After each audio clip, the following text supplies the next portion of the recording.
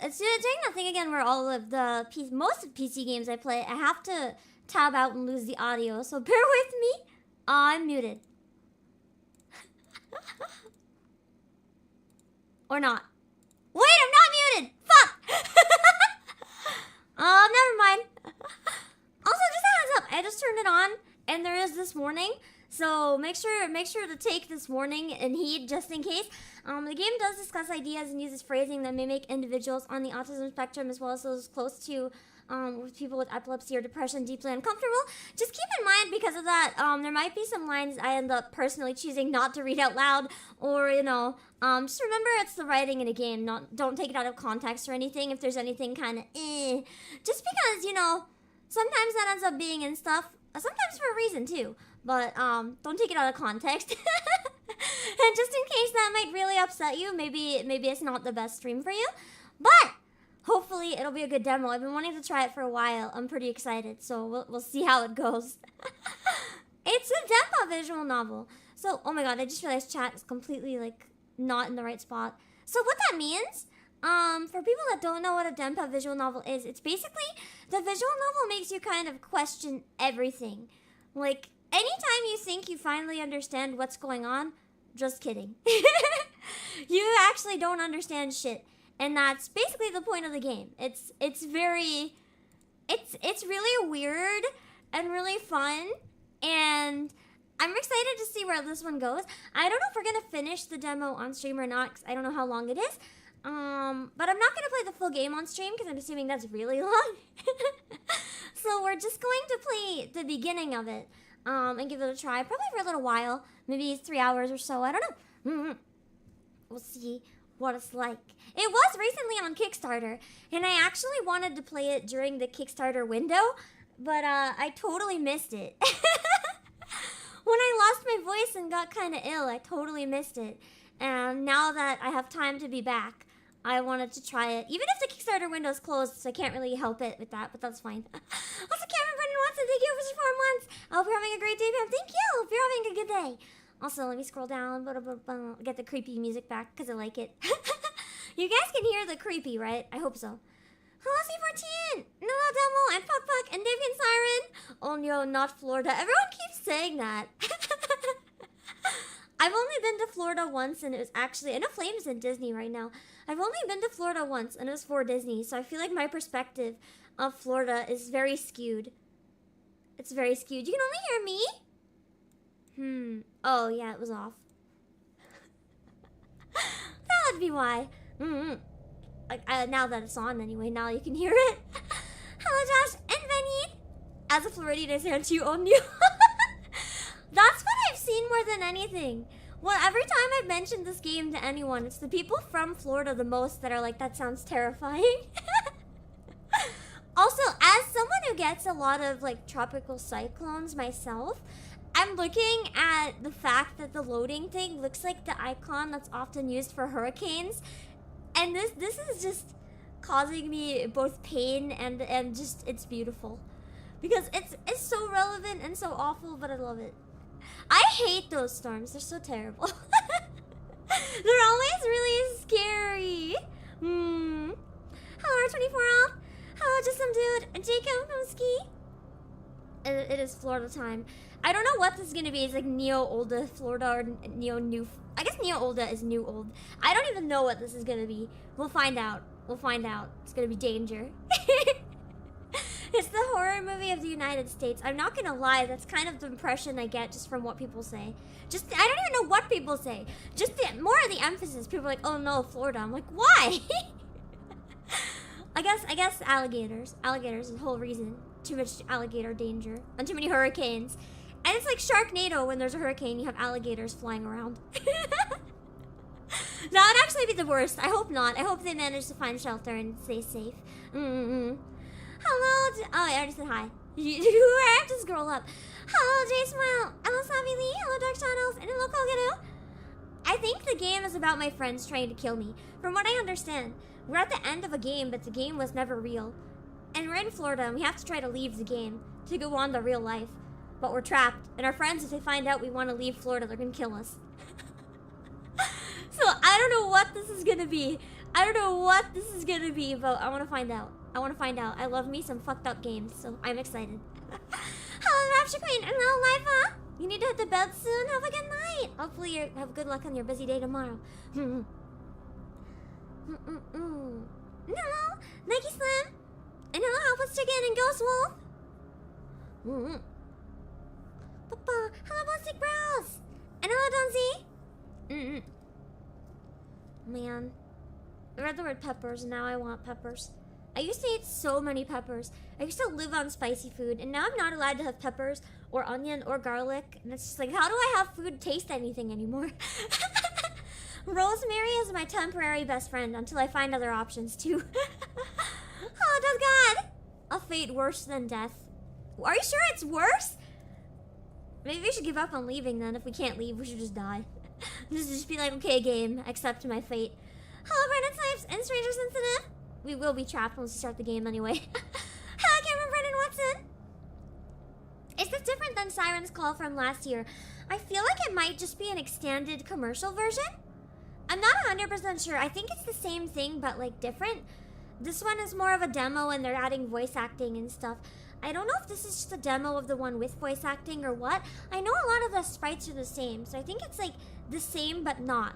I don't know what the difference is though. I didn't look into it too much. Hello, Woodman. Hello, Birthday Freak 67. And hello, the 25 y'all. There's so many Florida locals in chat right now. I keep seeing so many people coming in and being like, "Hey, yo, that's me."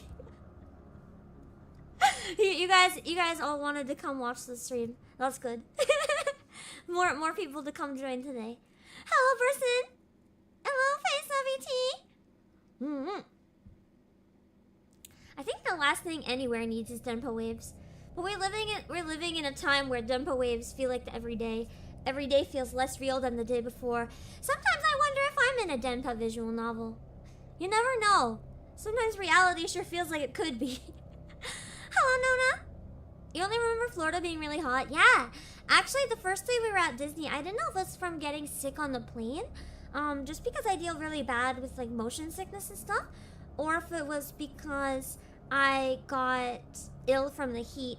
But my entire first day at Disney, my entire family went on rides and left me in the hotel. I was a child. Single digit age. They all went on the rides and left me in the hotel because I was passed out. I felt so sick. I don't do good with heat and I don't do good with elevation. So combine the two on the way to get there and I was fucked. I insisted though. I was like, guys, don't waste your vacation. Please don't stay with me. And I just slept the entire first day. 70 degrees, very breezy. That sounds like a nice day to be there then. Hope you're enjoying it. I remember when I was there, one of the days, I think it was above 90 or something like that, and I was just... Hello, Yang.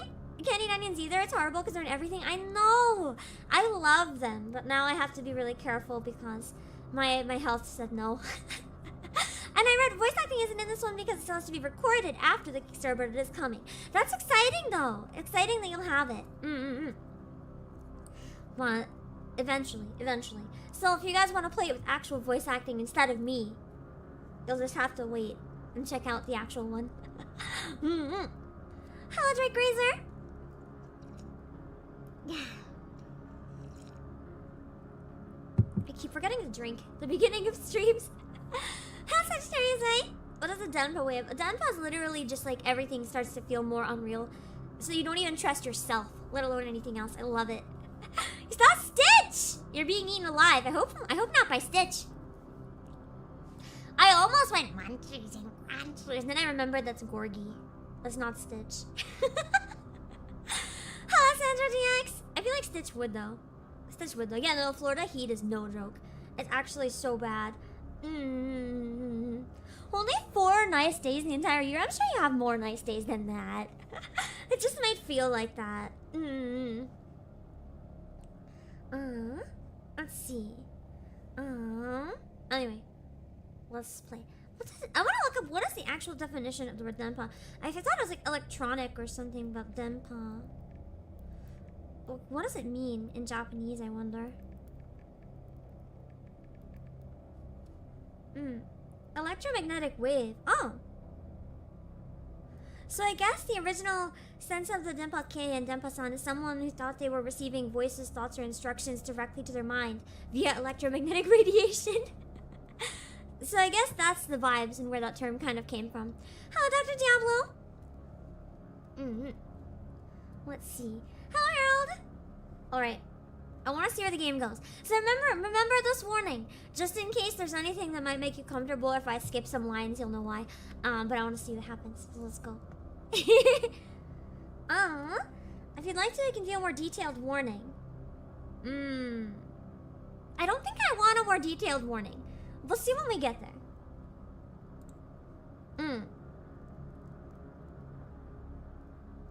Yeah. We'll be fine. There's an wait! Didn't you aid with the immersion? There's an auto delete feature in your save files. That's so scary. reach a certain point in the game, you can't go back. Oh god. Oh god. Oh god. I guess that means when you're stuck, you're stuck. Damn. Damn. This game is a work of fiction. Just, you know, just in case you think this is actually Florida. Florida's not quite like this. Not quite. It's a little safer. Probably a lot safer. I'm assuming a lot of death in this happens. Oh, one thing I will ask, because the devs are here right now. I think at least one of them. It doesn't have anything that'll like... I know some denpa things can get a little meta. It doesn't have anything that'll pull information or anything from my PC, does it? You know, VTubers and anonymity is a little important, but it's probably okay. Hello, Zenliquid. You're already slightly concerned when the game leads off with 5 warnings. We'll find out. We'll find out. Is the music just in one ear? Or am I having issues with my headphones? Oh wait, there we go. It must have been just the guitar was in one ear. Yeah, okay. So it was stereo. I was trying to figure out if there's an issue with my headphones or not, because they sometimes is. One of the ears often dies. Also, wow. The menu song is kind of a banger. Hold on, I'm gonna turn it up. I didn't expect the menu song to be so good. Hello, Stellar Chill. It is gonna be a spooky game. I'm excited. Hello, Tenshirika. As a native Floridian, Florida is not safe. Everyone keeps saying that. You guys are making me even more scared. No media pulling at all. Okay, thank you. I know some games that can like pull the name of your PC account or pull media and stuff, and I just thought I would check just because where it is a denpa game. I was like, I want to make sure. So we're good to go. All right, let's start a new game. I have no idea what the fuck's gonna happen. Oh, weird. That unsettling string sound effect was so good. Hello to Remaster calling out the wise pictures. A writer is congenitally unable to tell the truth, and that is why we call it, he writes fiction. That's an interesting way to think of it. Fiction is the lie through which we can tell the truth. Those are both valid, though. Because often, what fiction is an author twisting their reality into another reality, but it's their truth, told in a different way, very often. Could you imagine if Florida was real? Yeah, I know. I temporarily went there once. I just poofed into another dimension. For a second, I thought this said this story's not a work of fiction, and I was like, what do you mean? So we're in 60 miles north of Cape Canaveral. Those sound effects are, wow. The Cape just fired another rocket into the sky, but nobody's looking at it. They're looking down at the heartless asphalt. They're panicking. Let me know if the volume needs any adjusting as well, okay? Hello, Dr. Dreads. But I won't look down. I can't. So I'll keep looking up at this rocket. Rockets. No matter what the experts say, rockets only exist for one purpose. They're our ticket for leaving home. The prototype of our salvation. Everybody knows it. Everybody knows we're gonna need to get the hell off this planet. Counselor, thank you for subscribing! That is one thing scary to think about. There is gonna be one day when we have no choice but to evacuate the entire planet because of like the sun or whatever. Either that or find some miracle way to protect it. But Florida has amusement parks, beaches, and bottomless margaritas. So it's good at helping people ignore how screwed we are. God, that hits really hard. That hits really hard. The more of a place is really fun and entertaining. That's literally kind of the purpose. To just not think about the realities we don't want to think about. This game is already giving me existential dread. 10 out of 10. Hello, Danielle Palmquist. Oh, that sound. Oh, God. It sounded like a chainsaw or something. They still know, though. But nobody talks about it. I need to look down. That's the duplicity of Florida. It's our gateway to the cold, inevitable unknown, and our own personal lotus land. To here we arrive, and from here we shall leave. That is our claim to fame. I guess that's where we have a rocket and we go into space. Oh, and the weather. That's right, this isn't how adults deal with their problems. Yeah, we bury ourselves in the margaritas and the happiness. We're famous for our hurricanes. Maybe someday, when all our bags are packed and our fancy new rockets are stuffed to the brim with human cargo, a giant hurricane will inexplicably cover the state. Is that a zombie game? I don't know yet. We'll be trapped, forced to live with the consequences of our actions. We'll be unable to run away. Cut the crap, Oliver! Someone's telling me to shut up. It's your fault this happened. You need to own up to it. I wonder if that's like my internal dialogue. So be a fucking adult and open your eyes. No, I want to sleep for another 2 hours. Hello, Corvus. I love how both my choices are like no. Wait, why am I thinking about this? Oh, also, denpa visual novels often have like a really unreliable narrator, so the narration's probably gonna make no sense at times. That's intentional. People were panicking just now. They're panicking so much that nobody wants watching the rocket. Wouldn't that be considered normal? Isn't it normal?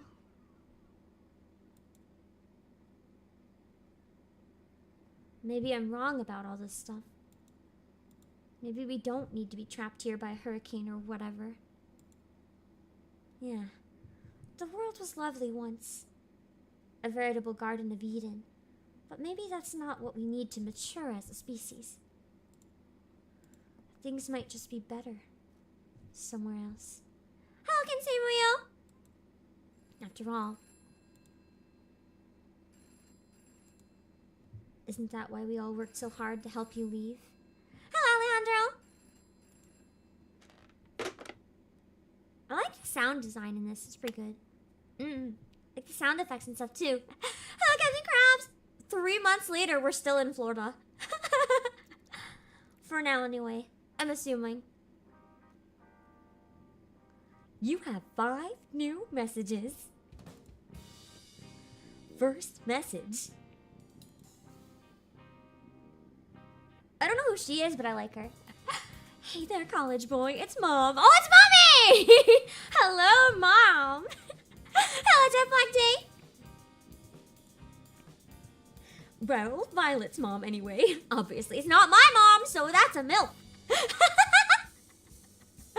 Oh my gosh, I'm so excited for you. I can't believe you're actually going to college. Hello, Triton Sphere. I'm so proud. Anywho, I'll be back from Denver later tonight, assuming there's no delays. I'll probably be tired, so I'm just gonna drop off my luggage and then we'll make a beeline for your hotel.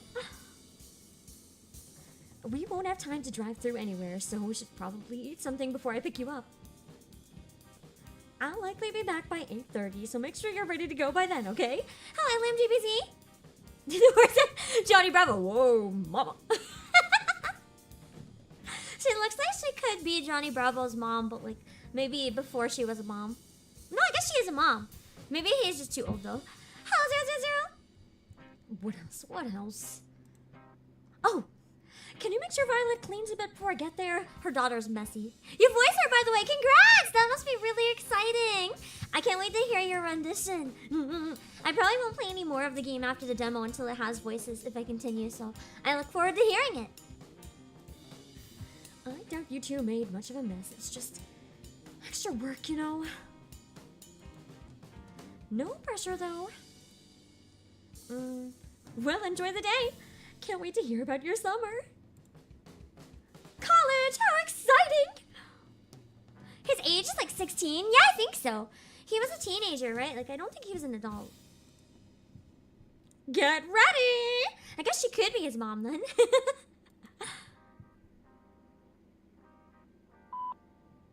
End of message. To delete message, press 9. Saved message. I guess I saved it. I gotta hear more of that voice. I guess, oh wait, that's Ashton, so that's not me. I don't know who I am, but that's not me, I guess. I'm gonna make myself a bit smaller. I think I'm gonna block whoever's talking. There we go. Dude, it's 2011. Get a cell phone. Man, I don't have a cell phone. That sucks. You're literally the only person I leave voicemails for at this point. 2011 Florida is worse than you thought. Oh no! I'm not doing this anymore once you move to Asheville. I mean it. He looks like a weeb. It's dumb. Even Emil isn't that backwards, and I'm pretty sure he still carries around a pocket watch. Anyway, I skipped a line. I'll buy you a burger or something, so come down whenever. Later, bro. Okay. That was his message. End of message. To delete message, press 9. Next message. Oh, he's in his 20s. Oh, I thought he was younger. And just looked old for some reason. Hey there, nerd. It's Andy. You're not getting out of training just because it's your last day in town, you know. We'll have to cut it a bit short today, but that's fine as long as you make time to go back home and say goodbye to Judy as well. You are planning on doing that, right? You know she'd be devastated otherwise. I guess this is the day before we canonically leave, and they kind of force us not to. I know, I'm appreciating those abs. Well, whatever. I'm warming up at the park, so hurry on over. It's hot, though, so bring some water if you don't want to die. I like her. Her attitude is fun. Or don't. Your call. Bye! I have so many messages. End of message. To delete message, press 9. Next message. Oliver, Emil here. I don't know what to do. Another guy voice. Fuck. I was wondering if you finished up with the book yet. He gets to be fancy. I have like only 2 guy voices. We might not get another chance to discuss it in person, given the circumstances, and I can't think of a better way to spend the day. I'll be at the library when you're ready. He's a Megane, so he's gotta be fancy. Also, one other thing. Have you been deleting those voicemails like we discussed? I think I saved one. I doubt anything would come of it, but it's best to leave our trail cold, simply as a precaution. Precaution for what? The danger? You're our leader, so I'm sure you've been on top of things per normal, but I figured it wouldn't hurt you to remind it, just in case. Regardless, I'll see you soon. He's almost doing the Nia face right there. Stay sharp. End of message. To delete message, press 9. Are we sleeping with him? Well, out of the options, I sure hope him or Andy. And or him and or Andy. That also works. Next message. Oliver? Hi. How are you? How's Violet? It's Judith, by the way. Not Andy. I know we sound similar over the phone, so I didn't want to confuse you again. Happy last day of summer, I guess. Hello, board clips! Are you feeling okay? Do you have any plans for today? I know you probably have to pack, of course, but after that, are you doing anything fun? It's the last day of summer, so it should be fun, right? You're probably busy, though. I'd be busy, too, if I was going to college. That's why you didn't answer your phone, right? Because you're busy? Calling now, she's yandere. Calling it now. I'm sorry if I disturbed you. If I don't see you again, good luck at college. Make sure to let us know when you're back home for breaks and stuff, okay? Okay. Good luck out there. Thank you, Oliver. Goodbye. Bye. She did not want to end that call. That's so cute. End of message. To delete message, press 9. There are no new messages. Hi, GC! To repeat saved messages, press 1 now. Lucidity system, okay. Sometimes all you need to do is take it nice and slow. If Oliver is exposed to information that'll bring him closer to the truth, he'll naturally gain lucidity. Ah, so right now mine is 0. When faced with a difficult social situation, he can use some lucidity to focus more on what he should do next. The hints you get from using lucidity make escaping Siren's call easier. Socializing can be a nightmare, so if you see Miss Lawrence, consider following her teachings and meditate on the situation at hand. However, some late game choices can only be made if you have lots of lucidity. Damn. Hello, Uncle Red. Cool, say goodbye to your friends. We're gonna get out of here then. I think if the goal is to say goodbye, then we should leave home and find them, right?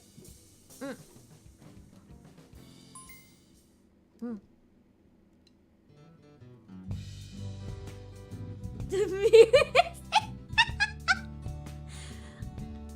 This music is such a vibe. This is such a vibe. Like, I don't know what kind of music I imagine when I imagine Florida, but this is definitely it. This is definitely it. This music is so good. So we're home right now. Where can we go? Burger. So we can go get some burgers at the Crab Bucket. That Willard Park. Or we can go to the library. Or we can go to Judith's house. I kind of like the idea of finding Andy.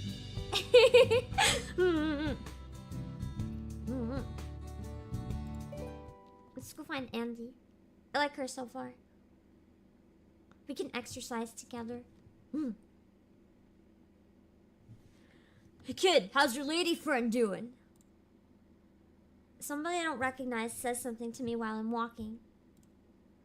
As nondescript and generic as the moment is, I still make an effort to smile and wave as we pass each other by. Wait.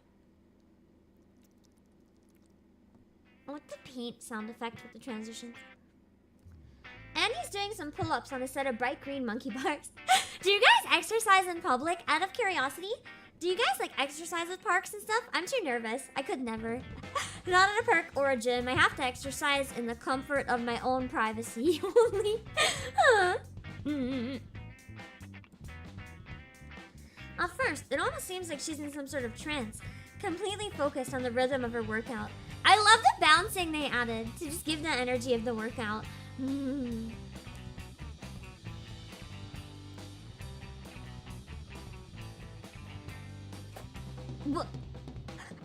But then I step into her domain and like some sort of homicidal jungle predator, Andy flings herself into the air and starts barreling towards me. I don't mind. I don't mind. She can barrel towards me any day. Hello, Zephyr, and it's Liam. Hey there, Slim. Glad you finally made it. Without missing a beat, Andy stands up straight, walks over, and slaps me on the butt! Okay, chat. Andy is best girl confirmed. Andy is best girl. We are winning. We're winning so hard right now. You ready to run? We don't have a whole lot of time left to dawdle, you know. Come on, let's get out of here. Get out of the entirety of Florida? We already beat the game? She's already several yards away from me by the time I'm done processing everything that's just happened. As silly as exercise seems right now, I know better than to try and fight her on this. And so I do as I'm told and start jogging after my friend.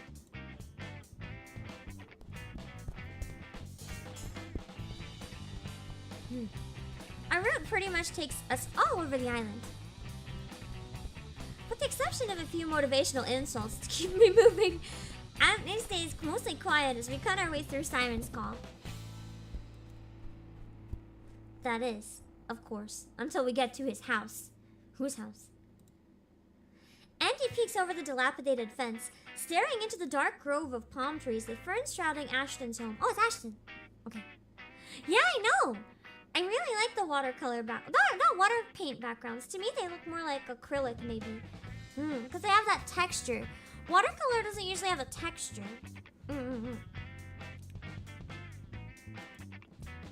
This TV isn't on. She just wanted to watch free TV while like walking by or something.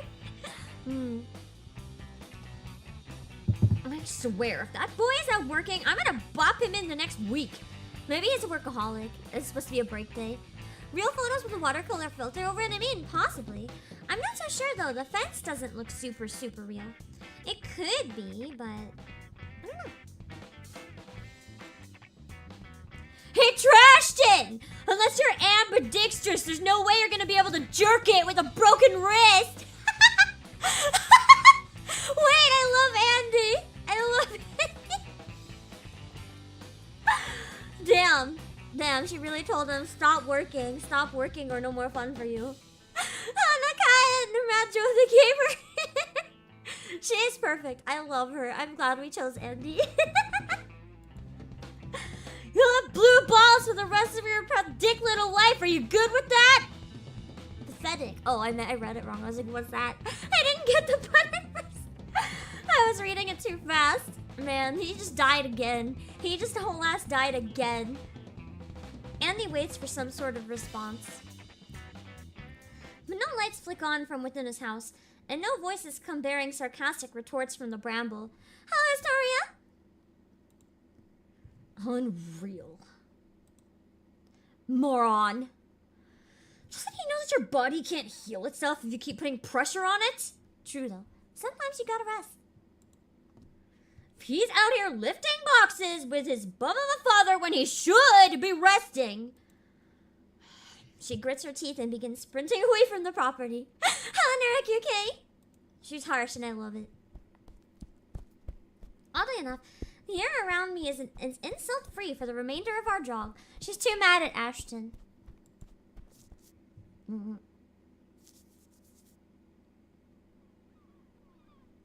After some time, we reached the halfway point of our normal route, the arid walkway in front of our old high school. Hello, Sister S.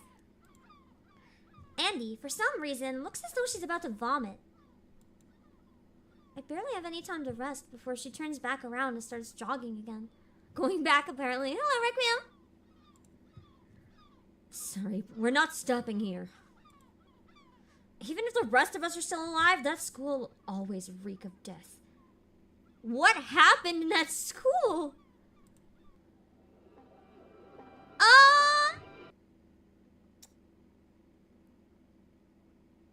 It's haunted.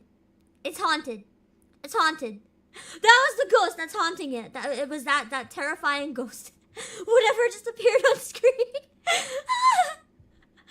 Nothing can change that. Come on, I'm not slowing down. We'll do our stretches back at the park, all right? I'm concerned. I'm concerned. Even though my body is numb with fatigue, I do as I'm told and follow Andy. Something just happened. Something happened. After what feels like hours, we finally make it back to the park. I find the nearest bench and collapse on it. What game is this? I have it linked in the description. Andy takes off her hat, throws her legs up on another nearby bench and begins stretching. Bless stretching. Bless stretching. This is a really nice CG too. I like it when CG use like more complicated angles instead of just like a close-up of the face. It shows that an artist is really talented. Oliver, we've been over this. If you don't stretch immediately after running, you're just gonna be sore in the morning. That is so true though. The few times I worked out, and I'm really good at stretching after I work out, but the few times I didn't, man, I suffered so hard. I suffered so hard. Completely different from the beta too? Interesting. I haven't played the beta, I've only played this one, so. Oh, not just an average gamer. I don't know, so far Florida's seeming pretty appealing. If I can stay with Andy, maybe we can stay in Florida. Get up, you just need to get in the habit of doing this. I have so much lucidity already. 100 points, damn. We're doing good.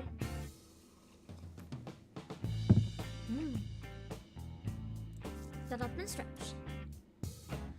After psyching myself up a bit, I do as I'm told and walk over to Andy.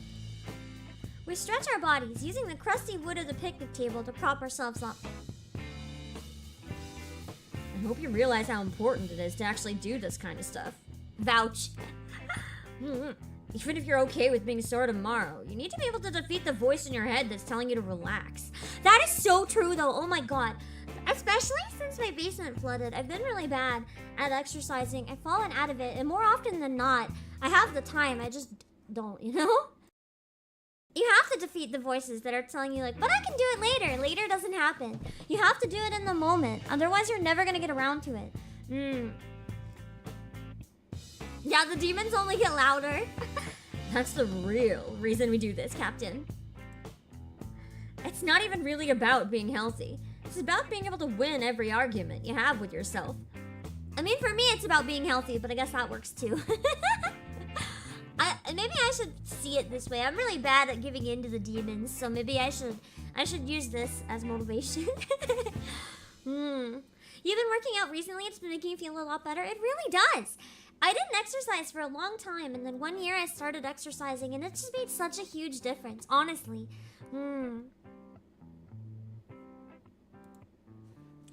It's about destroying the parts of you that are weak.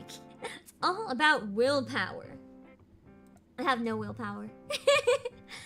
Andy smiles at me, clearly satisfied with her speech, and sits down on the table, signaling to me that our workout is over. One sec.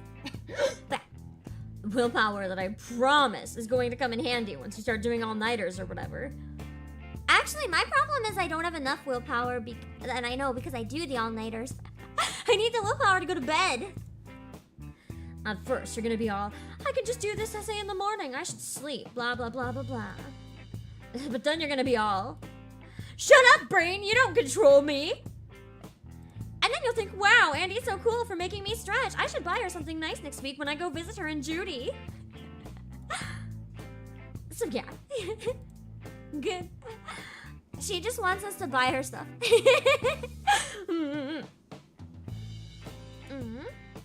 see. That was quite the monologue. Thank you for worrying about me. We appreciate. Thanks for worrying about me, Coach. Of course. It'd be stupid if I wasn't worried. As dependable as you are, I don't think anyone can be fully prepared for adulthood. I feel like that's actually the most valid phrase that I've ever heard in my life. Because so many people are like, you have to prepare for being an adult. You have to prepare for college, or you have to prepare for a job. The reality is, no one's ever ready. You're just tossed in, sink or swim. And you have to do your best to swim. I don't think anyone is ever truly ready to be an adult. You just have to slowly get there until you figure it out. Yeah. The old farts that just shoot advice our way any chance they get. The truth is that adulthood's an entirely different beast for each person. Exactly, and no one knows what we're doing. We're just hoping for the best that it works out. Me every day, for real. For real. 46, you're still learning? That's the thing, everyone's always still learning, and that's okay. There's too much pressure to be perfect and have your shit together. The reality is no one ever has all their shit together, because we always have more shit. More shit, even when we think we finally have our shit together. Life's gonna throw us more shit. So you just have to do your best. Hello, Rumby. We have no way of knowing if what worked for them is gonna work out for us.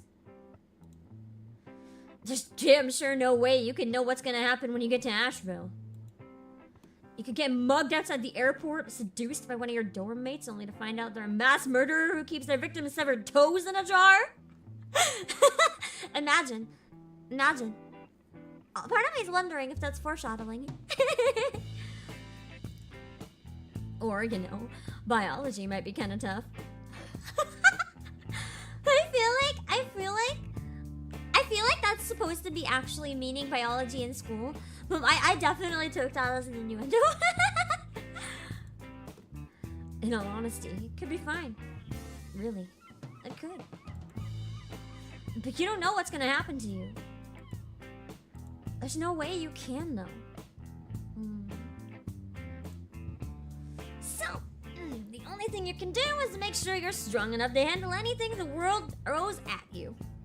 I stretched to try to make the voice sound more realistic, and I pulled a muscle! I pulled a muscle in my shoulder blade! Fuck. This is why I need to go back to my regular workouts. I've been doing like DDR and a lot of walking again, but I haven't done anything with my arms or my back. Shit. Some maniac tries to chop your toes off. I want to be able to. I want to be able to make sure you have a strong enough body to take them on. Chop their toes off first. I have a strong enough mind not to panic once you realize what's going down. I would panic if someone was cutting off my toes. We're like family at this point. Judy would be devastated. Which reminds me, I'm assuming this is like a small town in Florida, maybe. I'm sure you already know that Judy wants to see you one last time before you leave, right? Regress. I can go backwards, I can regress.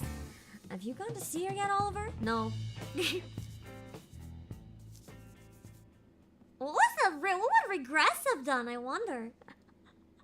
I didn't click it, but that's so weird that it showed up. No, I have not, to be honest. Well, I know what we're doing then. Andy grabs my arm and yanks me off the table. You smell like crap, but you can always wash up in the pool when we get home. Then I'll smell like chlorine. If you don't use soap, the sweat's not coming off, bro. Did we get the beach episode already? Nice. I'm sure my sister will be thrilled to see you. Let's go, Captain! I'm assuming they might actually be supposed to be twins. Me giving one a low voice and one a high voice was a mistake. I don't care, though. It's too late. That's too late. We can't change it now. I'm too worn out to fight back, and so I do as I'm told and follow Andy back to her house. They are twins. Well, too late. They're twins that happen to sound very different in my version. This is fine. This is fine. Thanks to Andy's brisk walking speed, the two of us make it back to Judith's place rather quickly.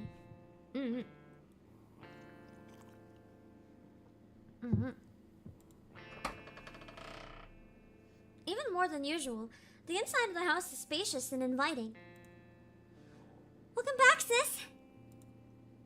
I breathe in the cool air as Judith greets her sister from the kitchen. The sweet smells of vanilla extract and chocolate fill my dry nostrils.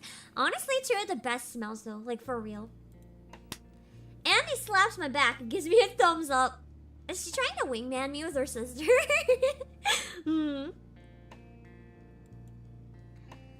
Good job cooling down from our run. I'm gonna go change and jump into the pool. Judy folded your swimsuit this morning and put it in the same spot as last time. Oh wait, I have a swimsuit at the house, nice. So, make sure to change quick and have her go out with you, alright? Without another word, Andy dashes away from me and toward her bedroom, running past the kitchen in the process. Wait!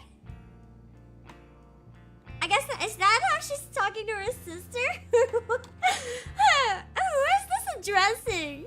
Hello, Anthony. Hey, sexy! I brought the captain over, so hurry up with that. Oh, it is your sister? What a way to address your sister, damn. What? He's here already? Why didn't you call me? I still have so much left that I need to do. Adapt! You're so mean!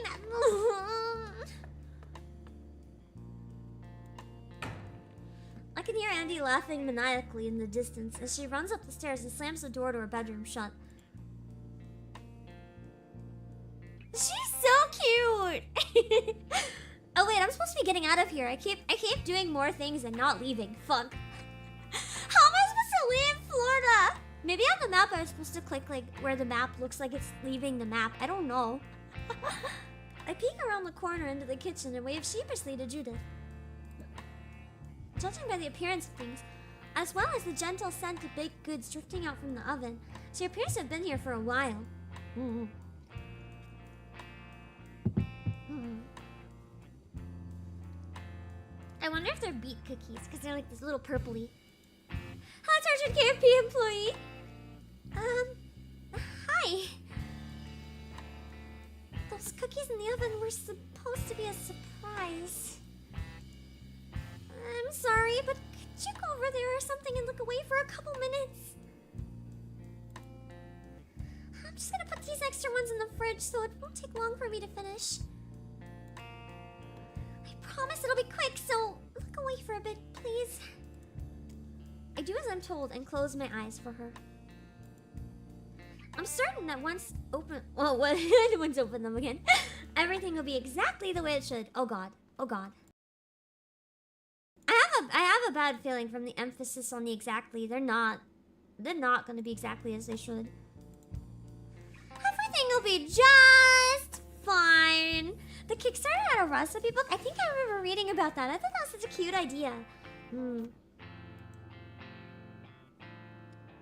Oh, it is just fine. It is just fine then. Hello, Dimitri. If she wants me to wait a while, shouldn't I also go in the pool then?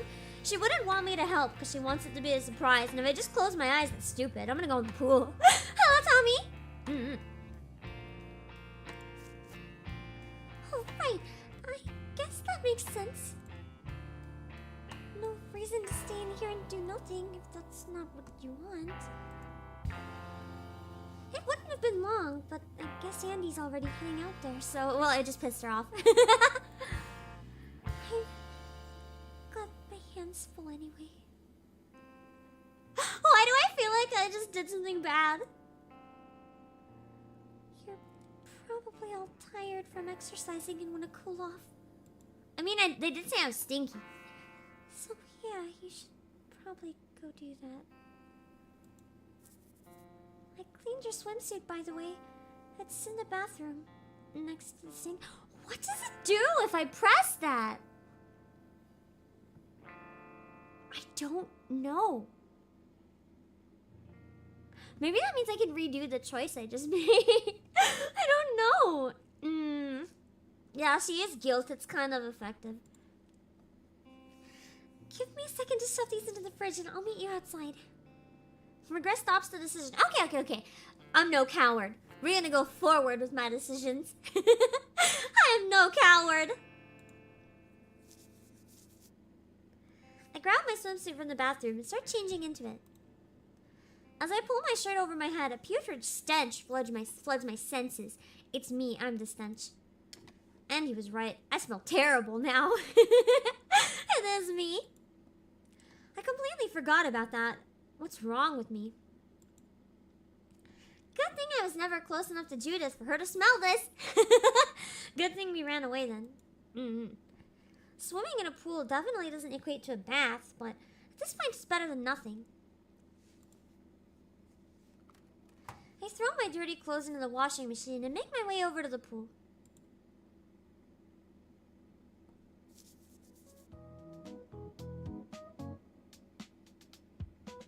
A pool song is really happy.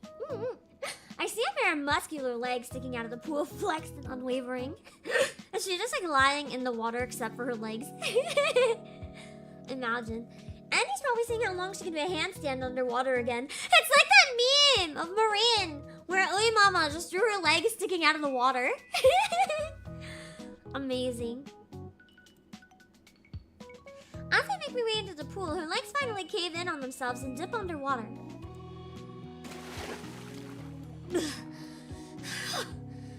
Hello, Buddy Gnomes. 52 seconds. Damn it, so close! Didn't reach her record. Oh, hey, Captain. Is Judy still baking? You didn't need to leave her alone in there, did you? Oh, you didn't just leave her. I thought she told me to come in the pool, though. She's the one who said I was stinky and said I should go in the pool. What the fuck? God damn it. Ayo! Ayo! Sorry it took so long. I couldn't find this on screen. I guess they're not identical twins, so it's fine that I gave the voices a little bit different then. They're doing a really bad job of getting me to leave Florida.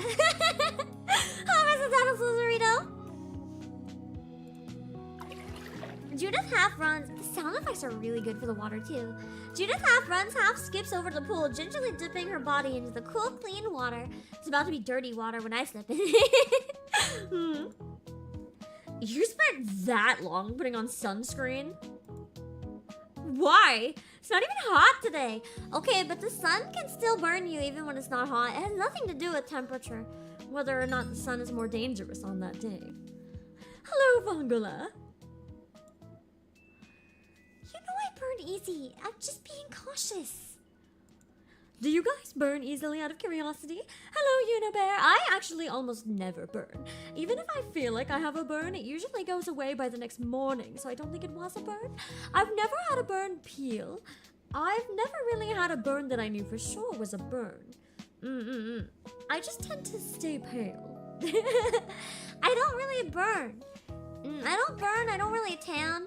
I just kind of stay the same. Whether I wear sunscreen or not, whether I go in the sun or not, I just stay the same.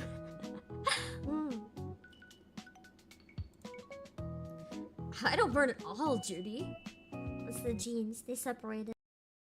The genes separated weirdly. Your skin goes from white to red, peels off, and is white underneath. That sounds so painful. LFI.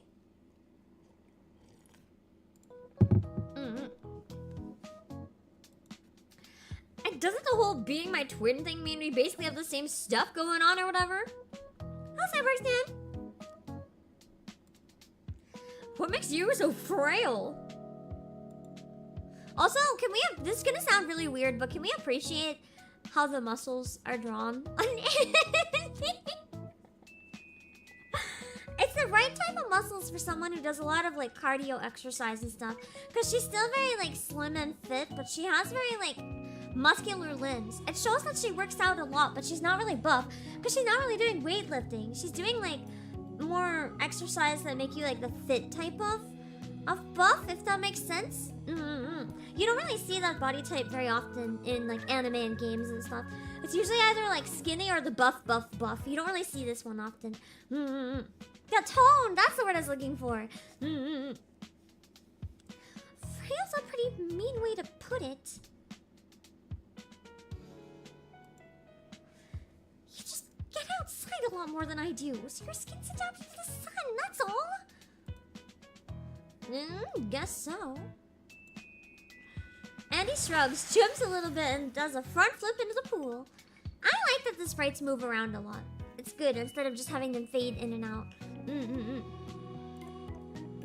After a second or two, her legs are sticking out of the water again, signaling to us that she's done talking. Just sticking her head in the water. It's one way to end the conversation. Judith, now even closer to me, sinks down a little and starts floating on her back. Hey. Will you pull me around the pool for a little bit? Yes? Yes. Thank you. You're not asking me a favor. Trust me, this is a favor from me. Hello, Mr. J. I'm probably just tired, but I don't really feel a whole lot like swimming right now. We can just drift for a while, right? You don't mind? I don't mind! But I meditate for a bit on why it is that everyone always gets so physical whenever they swim. I mean, you have to, otherwise you just float or die. Maybe it's because of the initial weightlessness that comes with being in the water. It's a freeing sensation, I suppose. Something relaxing enough to make even the most jaded individuals feel light and reckless. Or maybe it's just the chemicals in the pool making us feel loopy. That nice, inhale that nice chlorine.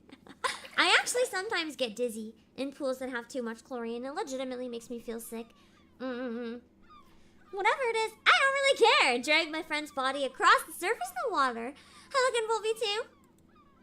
Judith enjoys it at first, her bouncy laughter filling the stagnant Florida air whenever I move around in a way she doesn't expect.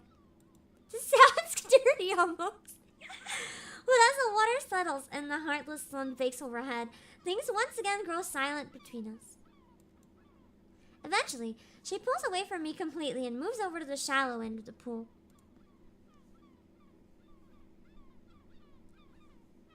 Now, I agree. Pools with too much chemicals are just gross, but I also personally struggle in lakes or ocean because all the fish freak me the hell out. So I do better in pools that have minimal chemicals, but I don't do well swimming in like lakes or ocean. I get too scared of like seaweed or crabs or bugs or like even worse, although this is technically in pools, you know the little like microscopic things that live in seawater, like the tiny, tiny fish. I live by a lake, kind of, right? And one time out of boredom, I have a microscope, right? One time out of boredom, I took some of the lake water and I put it in a microscope. That's the worst thing I ever did. Now I will not let that water touch me. Like, if anyone ever splashes me with the water, I'll scream bloody murder. I will scream. Like, do not get that water near me. The amount of little things I saw swimming in that water, only under the microscope. Nope. Hello, Mouse and Stop Cop City. Yeah, regular lake water is full of microorganisms, which honestly, looking at it under the microscope was really fascinating. They were cute, and I was kind of like, this is awesome. And then I thought if I get splashed with the water, I'm having hundreds of these on my skin just die because they can't go back in the water. And I do not like that thought. I do not like that thought. That is true, though. We're constantly covered in disgusting filth. That is true. You know, there's technically... I don't know if this is true or not. I'm going to look it up. I don't want to say a fact that might not be true. Let me look it up. I seem to remember this, but I don't know if I'm remembering wrong from biology because it's been so many years or not. Yeah.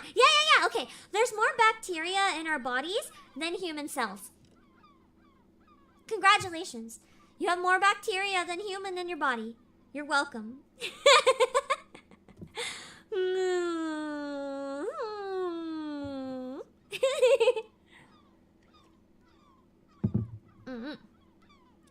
Throw this flesh brain eating stuff in warm water too?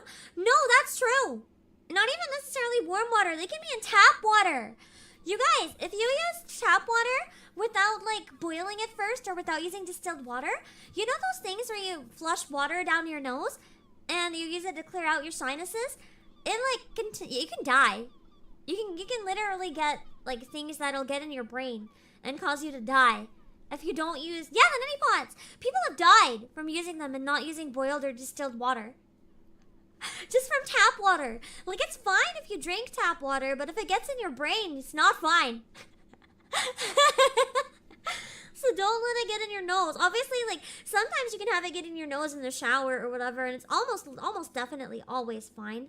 But, like, don't chance it. Don't chance it. All I can think about is how you're actually leaving today. Now there's a very real chance I'll never see you again. I'll visit, bro. Unless I keep myself busy, it's the only thing I'm able to really think about. It's been like that for a while now. If you get your finger in your nose, I'm gonna assume your finger's not deep enough into your nose to scratch your brain. If your finger is deep enough in your nose to scratch your brain, I think you have a whole other problem. just a little bit. Hello, Tenkaku! She gives the ball one final squeeze, then moves back over to me. I wrap my hand around ankle once again and resume this old ritual of ours. Neti pots are fine if you're sure they're clean. It's the water that's dangerous, not the neti pot. If the water you're using is properly treated, and if you clean it properly, sure, they're fine. I use them sometimes. They're a little bit scary, but they're fine. Hello, there, Sniper. I guess after we destroyed the seed, there wasn't much left to distract me, huh? No adventures to have. No sirens left to fight. No mysteries to solve. So this is basically the end of an RPG from what I understand. But we never really know what the RPG is. All we know is we've completed some sort of main objective and now we want to leave. No people to protect? The only thing left in my life is the mundane reality of your departure.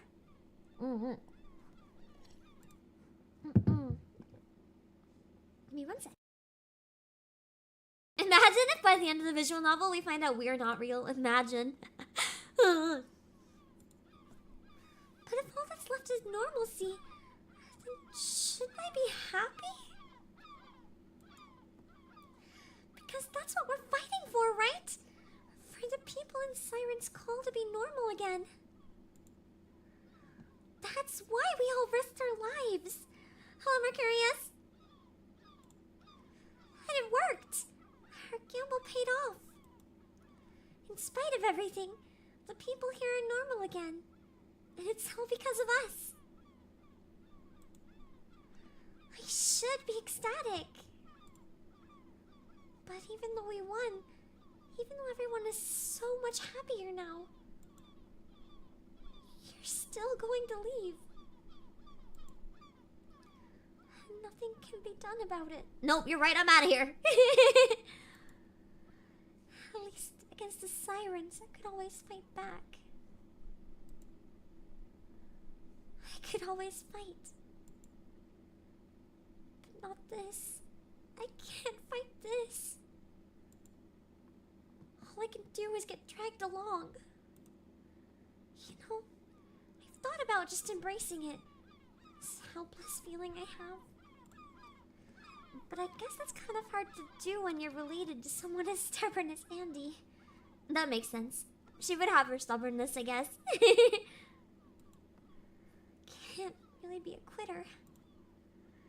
I'm pretty sure that's why I'm opening up to you like this.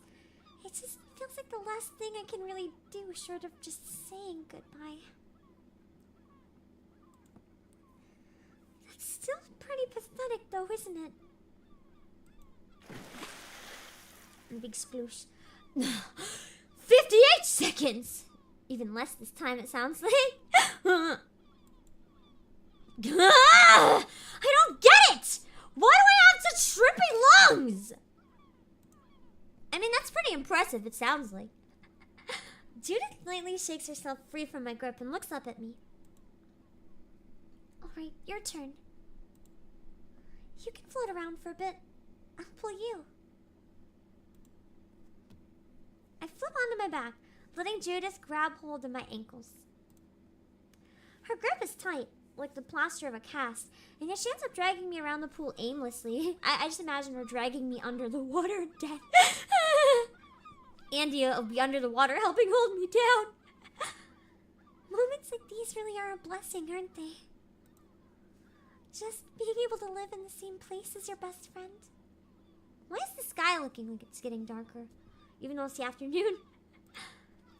Being able to do all the nothing you want with someone you love. I don't think there's anything more worthwhile. That does kind of sound nice though, just saying. I feel like too much of nothing gets boring though. You need a purpose. But also, sometimes you just want those days of nothing. Nothing with people you care about. I really don't. But if this normal little moment of ours is such a blessing, then why can't I enjoy any of it? Hello, Rook'n'Roll. Yeah, quality time. Quality time isn't even necessarily what we think. It's not always the big moments. It's spending time doing nothing with people we care about. At the end of the day, that's mostly what we're gonna remember.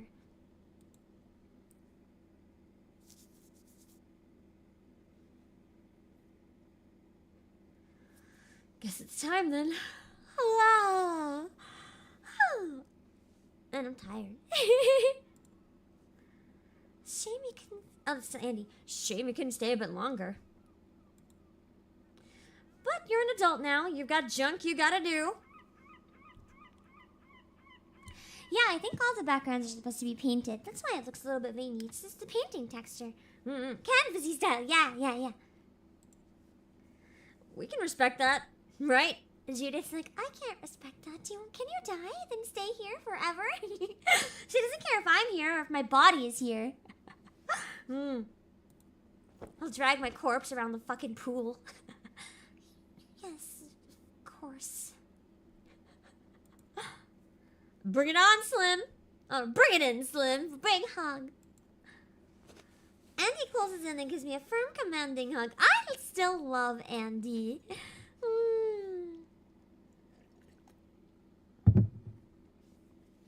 Like, think Bob Ross type canvas.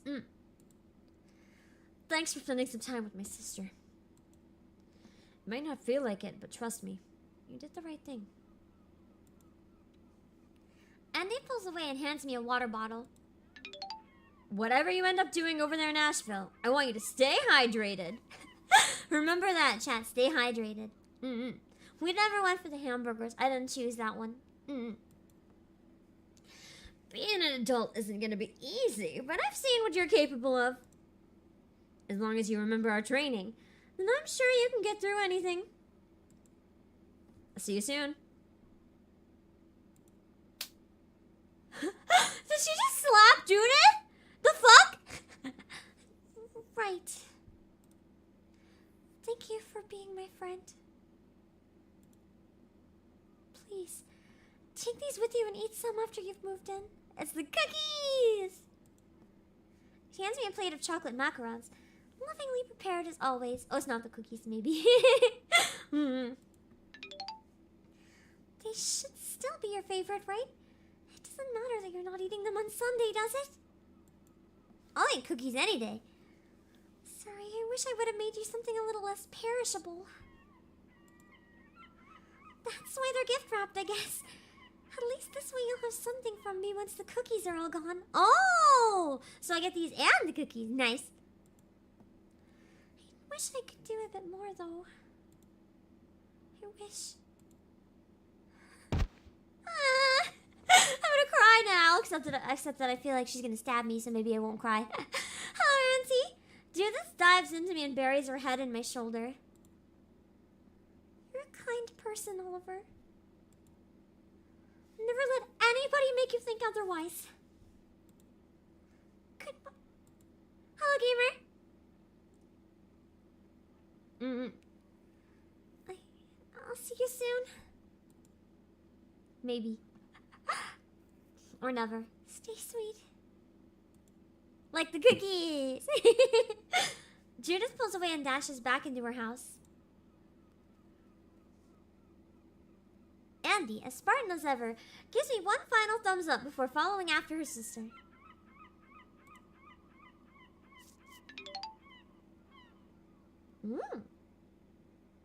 Nice. What, 18 out of 24. I think now that it's evening, we have 5.8 hours left in the day. We can go somewhere else then. We can also meditate. I think meditating... Does meditating take away points or give us more points? Who else could we see? We've seen those two. So it shows how many minutes it takes us to get there too, because that's gonna take time out of our day.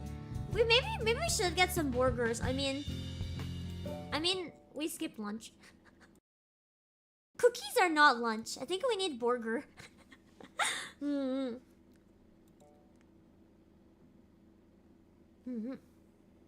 Takes away but gives you hints. Hey there, Oliver. Lovely weather we're having today, huh? Whoever the passerby is. Somebody I don't recognize says something to me while I'm walking. It's probably one of you guys in chat. As nondescript and generic as this moment is, I still make an effort to smile and wave as we pass each other by.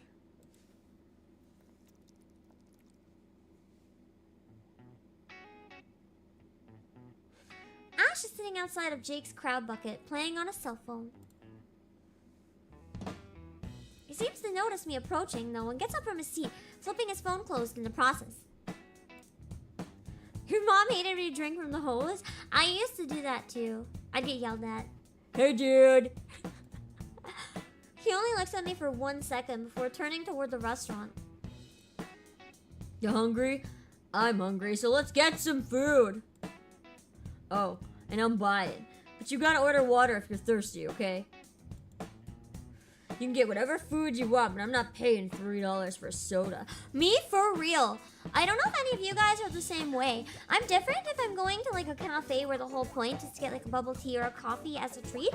But if I'm going somewhere that has food, I will not buy a drink. Like, as a matter of point, I will not buy a fucking drink. Give me free water. Like, I'm not spending money on a liquid.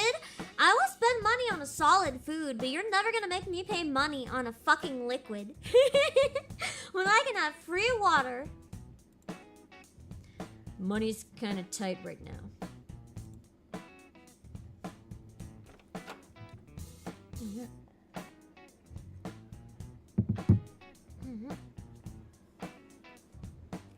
What's the most expensive drink that you guys think you bought?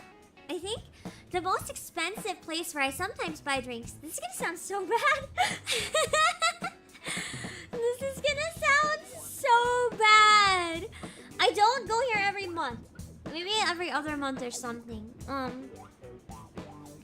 There's a really expensive place I can go where I'll sometimes get different drinks made with matcha, but it's a really expensive luxury restaurant that has matcha drinks. So whenever I buy a drink, it's between $10 and $15.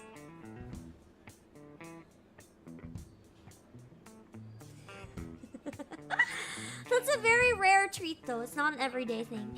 And I'm not the type of person that buys a coffee or anything for myself every day. I almost never get takeout or like drinks.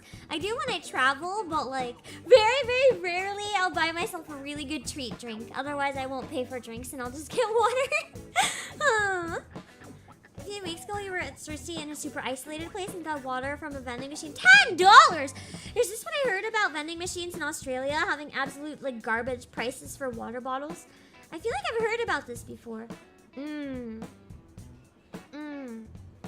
But for the most part, I don't spend a lot on drinks. Even if it's a treat drink, like maybe $5 tops. Unless it's a place that has god tier drinks. Doesn't take long for Ash to place her order. I always get a steakhouse burger whenever I come here anyway, and I guess he picked up on that. I haven't seen Resident Evil 4 for VR. My VR headset's actually broken. I don't know how to fix it. I don't know if I should try to figure out where I can take it to fix a Quest 2. I don't know if places can actually fix a Quest 2. It has like 10%-ish of my vision is a bluey. It's kind of like white noise. Like some white noise or the wrong color, but it's really bad. And if I put on my headset, I throw up. So I can't use it right now. I can't figure out if I want to try to get it fixed, or if that's going to be too expensive and difficult, and if I should just buy the Quest 3 that's out now. Because it'd be fun to on occasion do like VR chat streams and stuff again, but I don't really have a headset right now. Hello, Crowd the Longshoreman. Oh, now they're at a burger place in Florida. I know there's a bunch of you in chat that said you're in Florida. What's the best food in Florida? Out of curiosity. Hello, Clouds. If I ever visit again, what should I get? What type of restaurant should I look for? I know that every region tends to have the food that it's best known for. And I'm kind of curious. Like, what food is Florida known for? I don't actually know. But I'm kind of wondering. I think one of the places I travel has a Florida restaurant once. Like a Florida-inspired restaurant by a family who moved. And I'm kind of wondering what type of thing I should order there, maybe. Ribs? So ribs? Good ribs. I don't typically eat ribs, though. Anything with bones kind of freak me out. Chicken though is good if I can get boneless. Key lime pie, I've never had. I want to try that now. I've never had key lime pie. Gator nuggets! I had gator nuggies and waffles once. They came together as a meal. And instead of chicken and waffles, it's gator nuggies and waffles. I think they were... No. Did I have it or were they sold out that day? I can't remember. I know I ordered it, but I can't remember for some reason if I got it or not. I can't remember if I actually got it or if they had to give me actual chicken. I can't remember. I know they had chicken and waffles and gator and waffles. And I ordered the gator, but I didn't know if I actually got it in the end. Huh. I'll have to go back and order it again in case. Seafood is good in Florida? Ooh, that's good to know. I love seafood. That's actually what I ate a lot when I was there. When I went to Disney, almost every day I ate fish and chips. I like fish and chips. Especially, the good kind is like when you get it from a truck. Restaurants that have fish and chips, Irish pubs that have fish and chips, though, can be very legit. But then, trucks that have fish and chips, that's the good shit. Hello, background noise. Turkey leg wrapped in bacon. Ah, that sounds good. I don't like it on the leg, though. But I like to wrap turkey breast in bacon when I cook turkey.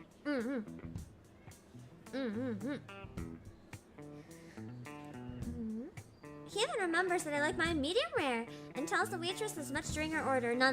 Well done is the only way. Well done is the only way. Mexican restaurants are good. I actually don't know what to order at Mexican restaurants. I can't have spicy food because of my stomach. And I don't like tomato and I don't like cheese or like sour cream type things. I'm not a big condiment person. Is there anything I could order at a Mexican restaurant that's different? Because I've always wanted to try Mexican food, but I don't really know anything I can try. Fajitas? They don't have any of those things? Really? Really? I just assumed they would have, like, tomato or, like, sour cream or something in them. I don't know. But if they don't, maybe I'll have to try them then. That's exciting. Because I've always wanted to try something. The plainest ones. Yeah, I love spice. That's the problem. I love it. My stomach does not love it. So I'll have to try getting one without spice just to see.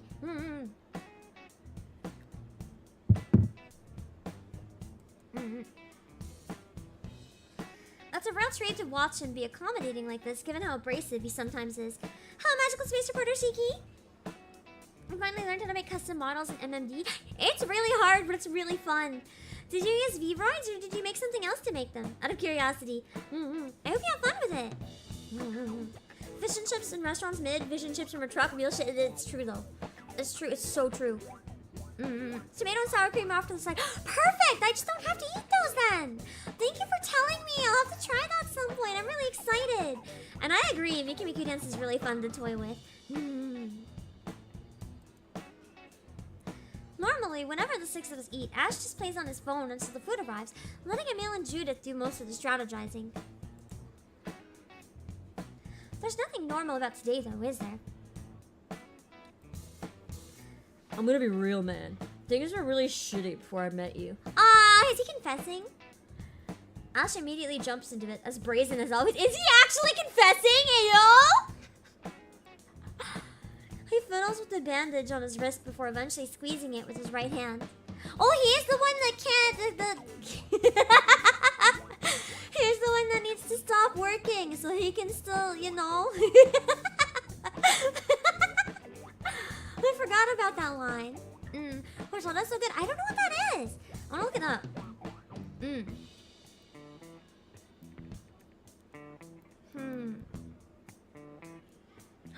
I know this. I had an opportunity to try this once, but I didn't. Oh, yeah. I had an opportunity to try this in Los Angeles. I regret not trying this. It looks really good. I think I was just feeling really sick that day, so I ended up not trying it. It's made with water, rice, cinnamon, sugar, and vanilla. I might be able to make that homemade, I wonder. I'm not supposed to usually have cinnamon, but I usually substitute it with cardamom and it still tastes really good. So maybe that'll be fine. It tastes different, obviously, but it wouldn't hurt my stomach, so...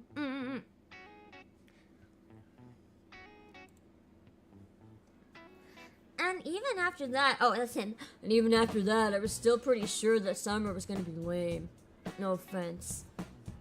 I actually wanted to, I was debating skipping one day of Anime Expo so I could go to Disney or USJ. Not USJ, sorry. Universal Hollywood. USJ is in fucking Osaka. I was debating going one day because I wanted to go to the Nintendo theme park or go to Disney. I even had a number of VTubers that wanted to go with me. But I decided, unfortunately, I couldn't afford it. You know, money? I may be a big CEO, but the problem with being a big CEO is that you also have a lot of big expenses. When you run a company, you have a lot of expenses and shit, so... I had to say no. I was lucky enough to get to go at all. It had been a dream of mine to go to Anime Expo since I was like really young, like in elementary school. So getting to go at all was a treat. I wasn't gonna push my luck by going out of my budget. When you skip a con day, but in the morning you see tons of happy people heading that way and the FOMO really hits. I had something come up, so I had something happen. I got some news that hit me personally at a really hard level, so I couldn't really focus for the entire midday of the convention. The first day I missed because of flight delays. The second day was fine. The third day of the convention, I spaced out. I didn't really get to do much. I was so spaced out that I didn't even feel present. So instead of skipping the last day like planned, I wanted to make sure that I could fully enjoy it. So I went back and I had a great time. I'm glad I went back on the last day.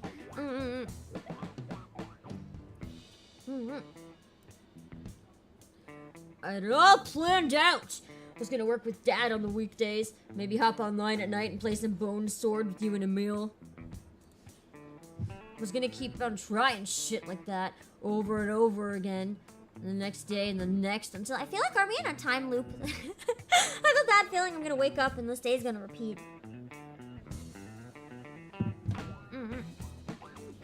I don't know. Until I started feeling like an actual adult, I guess. That was the plan. That was my plan. It was all I had. Ashton scowls, putting more pressure on his wrist. Never thought I'd end up being a hero. Ooh, non-alcoholic ginger ale is really good. Fresh ginger root is so different. I feel like a lot of people don't understand how good fresh ginger root is. Hold on. When you make drinks out of powder versus fresh ginger root, once you've tried fresh ginger root, it's really hard to go back. It's so much better. I didn't even know something like that was possible for a guy like me. You and I aren't heroes, Ash. I always thought I was just some jerk. And another one of those punks at school nobody gives a damn about once you're not stuck in the same class as them anymore. It's crazy how things ended up, though. I feel like, in general, we don't think of anyone once we get out of school. Unless, like, our best friends, we just forget about everyone, really. And it's not necessarily a bad thing. It's kind of freeing. How's your wrist? You really think it's all over then? That one sounds funny. I think I'll get a reaction out of him. That's what Emil says anyway. That nerd hasn't been wrong yet. How do you get fresh ginger root? You just buy it at the grocery store often. It's just ginger root. It's in the vegetable section or fruit section usually. I'm sure we're fine. No sudden death incidents were happening a whole bunch before we were Sudden death incidents! Very normal. Very normal. Very normal. I'm actually extremely blessed. I'm extremely blessed. I'll never say who. You'll never figure it out. But there are a few people that very occasionally hop by and chat that I may have known from high school. Very occasionally. And I'll never say who. Could be any one of you. Who knows? Now we've gone 2 weeks without anybody seizing. I guess so. I guess that's what happens. I guess that's the epilepsy thing. There might be people in town that like really suddenly have been getting seizures and dying. Shit. That's scary. It's gotta mean something, dude. You just got the YouTube notification. Speaking of people I know, one of my friends actually messaged me. Like someone I know outside of streaming, but they know what I do. They messaged me a while back, being like, why are you going live so late? But they messaged me at like 3 in the morning when I was going to bed. And I was like, what do you mean? I'm not going live.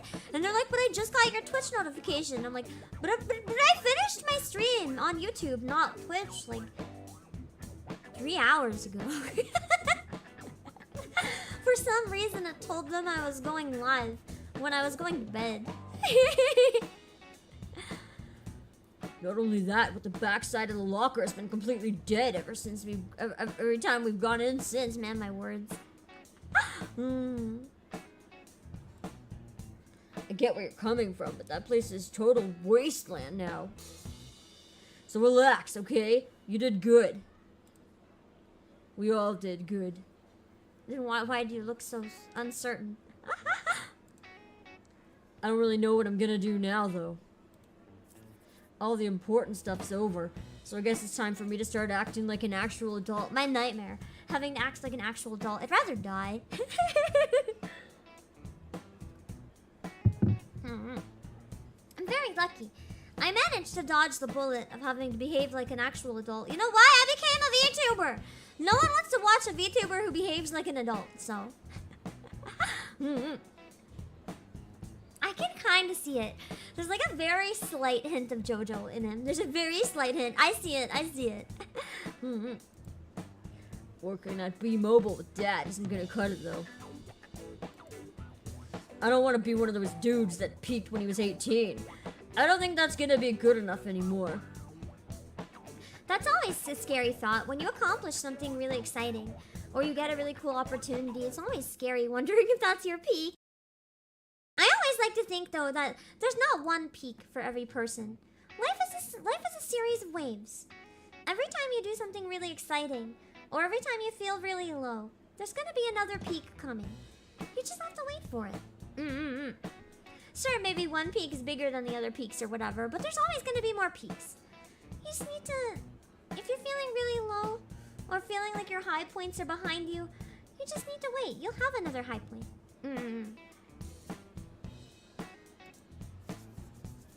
But it'll be pretty hard to top everything that's happened to us. When I do, though, I want to be able to let my brother in arms know about it. I thought this was ASMR. I legitimately almost read that as my brother in ASMR. God damn it. I think I should take a break soon. So, Ashton places something on the table. It's a brand new cell phone. There we go. Now we can talk to everyone. Along with a pretty slick looking case to go with it. Actually, I'm gonna take a break now because I noticed the time. We'll jump back into this conversation. I wanted to wait till the end of the conversation, but getting a cell phone might make it take a turn. So maybe it's an okay spot to take a break. I'm gonna take 5 minutes or so I can get more to drink and go to the bathroom. And then we'll be right back, of course, to play more of the demo. I'm hoping we can finish the demo, but I don't know if the demo is a demo or actually the full game. So, we might not. We'll be back though. Hold on.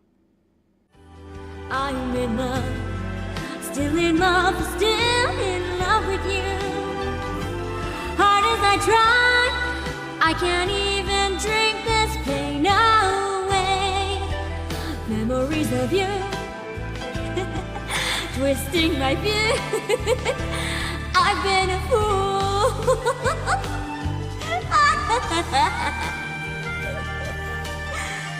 That's really terrible. Let's try that one more time, copying her voice. It should go a little better.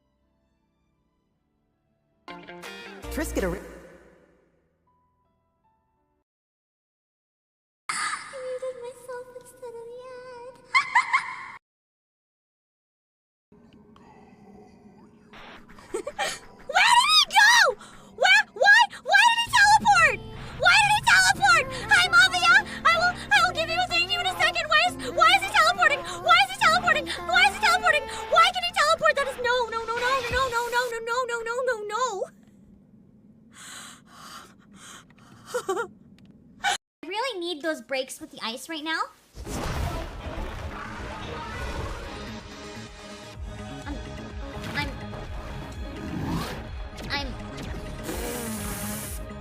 I broke the game. I broke the game. I broke the game.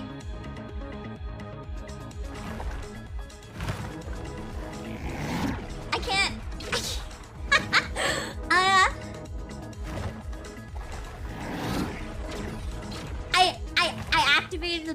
my dynamite, but I got locked out.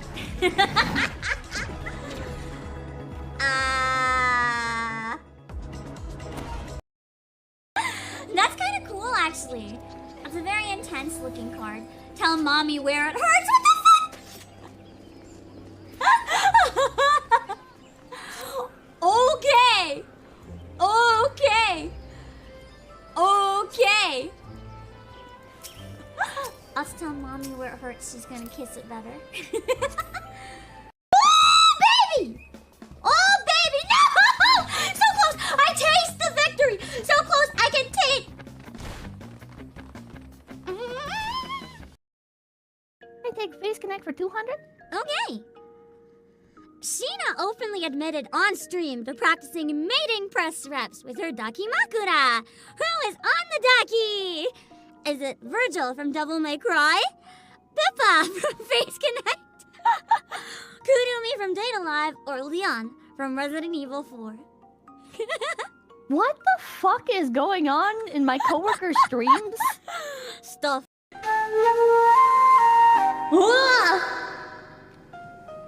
You ever seen a rabbit's actual tail? They're so cute. I used to have a warehouse bun bun, and his little tail was just so cute, cute, cute, cute. And his little wiggly, wiggly tail. Oh my god! I love bunnies. When that happens to me, I just go in the bushes. Nothing's gonna stop me if I need to piss. Tell me why create a circle none can break. Why must you let go the life you were bestowed?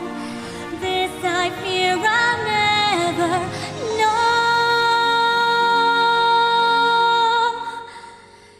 Never know. I sometimes cry when singing it though. This is one of those times. Here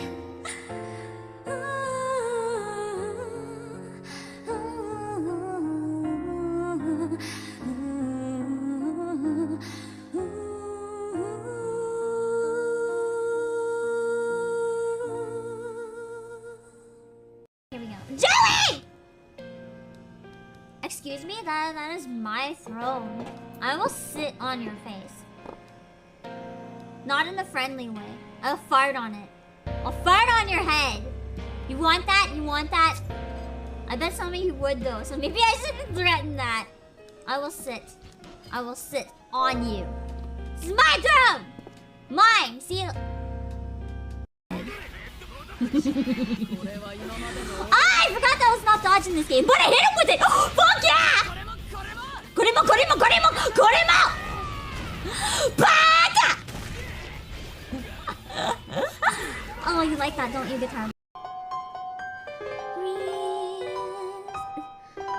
Far away, long ago, glowing dim as an ember, things my heart used to know, things it yearns to remember.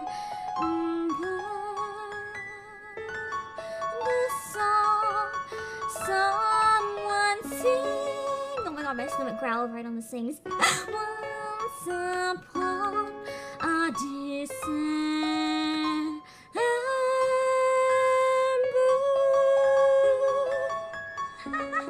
I had to cheat and Google Obake Pam because I forgot what my dress looks like.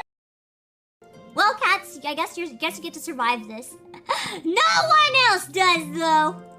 Goodbye. You want your bombs so much? Here you go. Wow. You want your bombs so much? You're welcome. Don't come back here anymore. You're welcome. No, you're dead.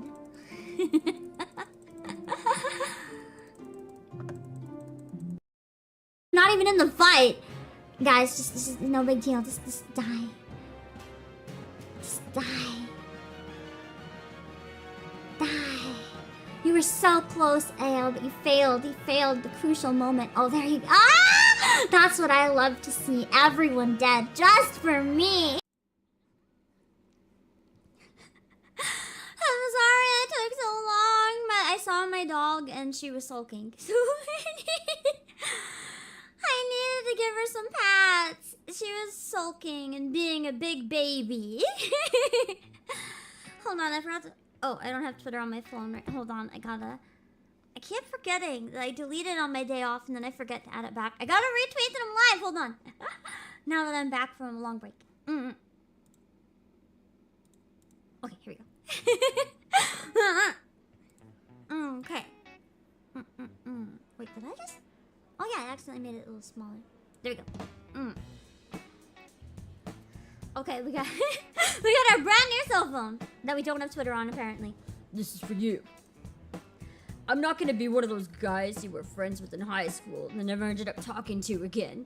To be fair, it's kind of weird that I didn't have a cell phone. I can't help but try to hide my discomfort as Ashton slides the phone across the table. Apparently I didn't want a cell phone. Or maybe I just didn't want to stay in contact with Ashton, which is understandable. What? You weren't gonna buy one anyway. So take it. We had some spares lying around the house anyway. I'm sure Dad won't miss it. I do as I'm told, and put Ashton's gift in my backpack. It's a tracking device. Now they can kill me easier. You're the only one of us actually leaving Florida, so I figured you're the one that needed a new phone the most. At least they seem really accepting of me leaving so far. That's a promising sign. Neil, Judy, and Andy are all within walking distance, and Violet isn't leaving Siren's call anytime soon. So that only leaves you. We can't talk about what happened with other people, so it's important we all still have a way to keep in touch. Isn't it? What happened?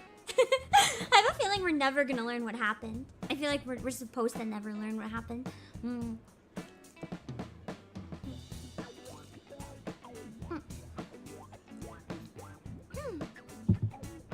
I was a little more thirsty than I thought.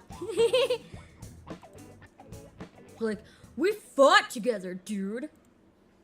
We bled together. You're saying this so dramatically. You're not just gonna drop off the face of the earth, right? Of course not. What do you mean? Totally not trying to disappear out of your life. Okay, cool. You better keep to that. When I start my new badass life as an adult, I want you to be able to know about it. Don't tell the others, but I've been thinking about getting a houseboat when I'm finally able to move out of my dad's place. That would actually be so cool, living in a houseboat. I don't think I could. Hold on. I don't think I could, partly because of my dog, and partly because of streaming. I need reliable internet wired in. But it would be really cool living in a houseboat if you're able to do that. Got no idea what I'm gonna do for a job, though. Hey, I know pirates aren't really a thing anymore, but how about detectives? This man becomes Detective Gumshoe 10 years from now. We both got some experience solving mysteries now, don't we? Maybe if the whole higher education thing doesn't work out, you can move back down here and the two of us can start something up. Wouldn't a detective need higher education, though? Or maybe not. There might even be a way to turn what we did in the underworld into something that makes us some serious cash. Murder? We just move on from murdering enemies to people? Apparently, hitmen? It sounds like cold floors with the water on less good insulation. I mean, you'd have to have good insulation. Might be cold floors though, but either way. I just like the freedom. You can take your home and go anywhere. It'd be nice to keep doing what we've been doing, but actually get paid for it. What do you think about that, my dude? We talk about Ashton's ideal future until our food arrives. God, I want food now. You know what I'm really craving? And I actually might end up caving and getting in between streams, but I'm gonna try really hard not to let myself because I'm sure my reflux would not like it. KFC. No, I don't know why I'm craving KFC. I am fucking hardcore craving KFC right now. Like, not a little. I really want KFC.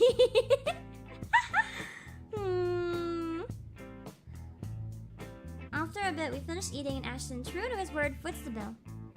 No, you want chicken? I don't even want the chicken. I want the fries. Usually I don't even like their fries, so no, I don't know why I'm craving them.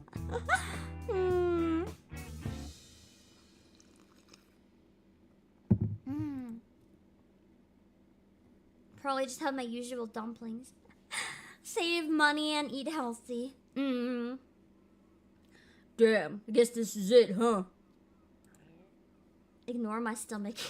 I don't have a snack during this stream. I thought eating before stream was enough.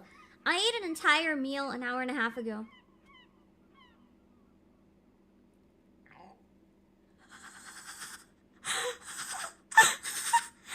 Now you see why I'm always eating! The second I stop eating, my body gives up. My body gives up. That's why I'm craving KFC. I don't have a snack right now. God damn it. I'm sure you've got other things that you gotta do, so I'll leave you to it. So I'm gonna write that down. As much as I hate my stomach growls, that one was so bad. The timing.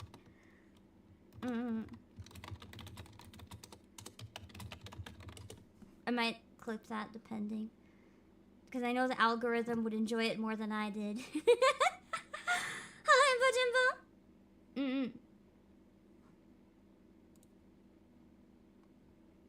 No candy bars. I do not have any. I'm not even allowed to have chocolate anyway. But I have like almond butter, protein bars and stuff. But they're really expensive. I know I'm going to eat next stream. So I'm going to try not to eat anything for now. Just because that's a lot of money if I can hold off. Ashton walks over and hands me a small slip of paper with his phone number on it. Call me once you've touched down in Asheville, alright? Love you, bro. It is a confession! Thanks for the adventures. Okay, never mind. We're taking the Ashton route. I acknowledge Ashton's sincerity with a reassuring thumbs up! I just imagine he's holding one hand out for the heart hand and I just give him the thumbs up. That's literally the scene right now. He's like, love you, bro. And I'm just like, yeah, thumbs up. Love you too. I'm so terrible. See you soon. Stay cool.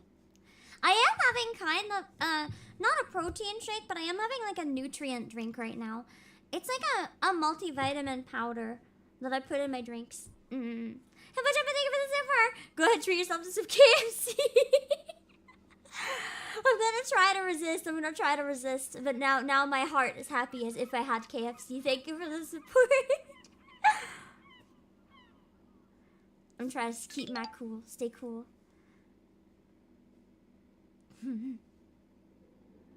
Oh, what the fuck is that? When you paint a big fake smile on your face, it only takes a little rain to wash it off. Remember that. Okay. Okay. I don't think I'll be forgetting.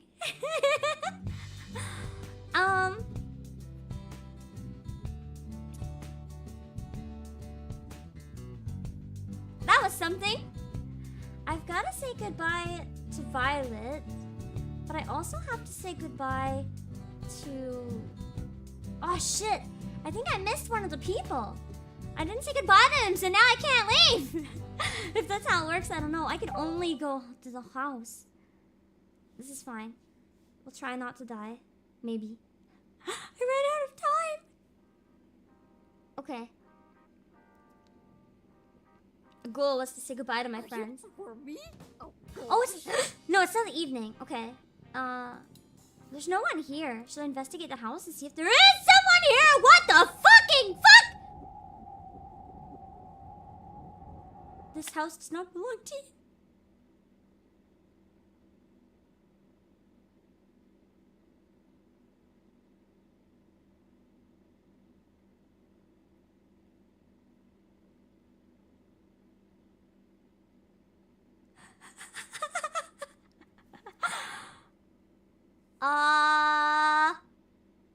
investigate again. I think it's my house now.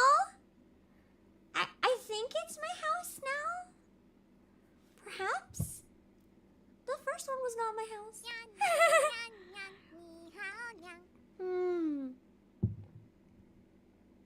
We already got journal. Maybe I should read journal number 8. Now the investigation over, I should probably destroy this or something. Producer Emil has recorded all the important stuff anyway. Even so, it's hard to just let stuff go up in flames like that. No, I can't get sappy. The smart thing to do is just leave it all behind. I've already made my choice. When I get up to Asheville, I'm burning this. End of story. So that is the point. We're trying to, like, avoid everything. That's why we didn't want the phone. We don't want to stay in contact with anyone. We want to leave for good. Beautiful silent summer day waits for me outside. Yeah, I know. He looks so rich. I wouldn't want to leave Florida if I lived there in this house. I think I could stay. Fun stuff. No, it might be fun. It might be fun. I just gotta have the right attitude. Yeah, you know, even a nightmare can be fun if you have a really positive attitude. I just gotta keep going forward. I shouldn't take more than a few minutes to pack up all my clothes. Yeah, as long as I'm back a little bit before 8:30, everything should be good. I guess one of the perks of growing up poor is that you never really have much you need to pack. This is poor for this town? Are you sure? Lots of more couches than I have in my entire warehouse, I think. It's kind of handy, actually. Violet's bed. Oh yeah, this is Violet. Wait, is Violet my sister? Perhaps. Or we're rooming with her? I don't know. Violet's bed. She still hasn't changed the seats from last time, has she? Yeah, Florida money seems to work a bit differently. Well, goodbye gross bed sheets. Goodbye Mr. Dolphin and Mrs. Donkey. Don't you dare tell anyone what we... What? I sure hope that either means something else or we're not siblings. No! No! Moving on! What the fuck? I shouldn't be in Miss L's room apparently. Oh yeah, Violet! That was our friend. That was Violet's mom, not our mom. Okay, we're staying at her house, but it's not our house. Okay, so we're not siblings. Okay, it's a little better. I shouldn't be in here. Why am I even in here? Because I clicked on it. Even though she hasn't been here all summer, still a guest in Miss Lawrence's house. Okay, so I don't live here. I don't live here. This is technically not as bad then. I should respect her privacy. What did we do in that other room then? But if she hasn't been in her room for this long, then how the hell does it still smell like wine? Maybe Violet has some bad habits in the room herself. Hi, Jumper. I haven't played all summer, even though Violet keeps asking me to. There just hasn't been enough time, honestly. Huh, Sunny? I can only play a few crappy ska songs anyway.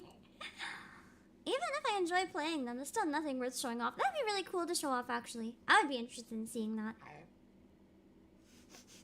Stomach, please! Don't make me call Uber Eats midstream. I need to hold up. I need to hold up and cook. I can do it. I can do it. Nobody remembers the bass players much anyway. That's technically not always true. I remember when I went to my USA Teikoku concert, the bass player seemed really, really cool. They were one of the most exciting parts of the concert. They just had a really cool vibe. Well, almost nobody, I guess. An absurd number of spices hangs from off the wall. One of the jars labeled Spice of Love is almost empty. What does that do? Is this the stuff she keeps sprinkling on top of my burgers? There must be some damn good burgers. I'll allow it. Maybe it's a secret ingredient to a healthy relationship. Which I don't seem to have any of in this game. Couch. As much as I want to lay down for a bit, it's irresponsible to sleep my life away. Sounds like something Dad would say at the very least. Then again, maybe lack of sleep is why he's always so cranky. That's true, though. I mean, you can be productive if you stay awake, but sometimes naps, they just make you in a better mood, you know? Old bastard. Food processor. There's bits of black bean burger stuck to the inside of the food processor. That's one of the things I make in mine. I actually eat meat, so like I'm not a vegan, but I really like vegan burgers made out of black beans and sweet potato. I have a lot of fun making them in food processors. I guess Violet already made herself some lunch. Adorable. She's such a cute little herbivore, I swear. You can technically call me anything, Betty. It doesn't matter too much. Most people just call me boss, but really either is okay. Adorable. She's just such a cute little herbivore, I swear. Kind of weird that I didn't hear anything. Didn't hear the thing going off while I was sleeping, though. I wonder why that is. It's true. Food processors are very loud. How much am I thinking for the super? Oh, shoot, I actually dropped the super that someone could possibly use for food. Can it be more careful? Thank you. I have food, though, and I can cook it. I'm just trying to save my money for later when I have no choice and I'm traveling.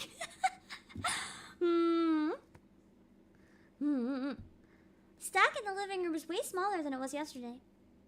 This next project of hers must be really important if she's bringing so many backup canvases. I hope she didn't have trouble carrying all of them out the door. Why didn't she wake me up? I would have been more than happy to help her. New gallery image. Where'd I get? Where even is the gallery? Log. Probably have to go to the main menu to access it, so we're not gonna do that.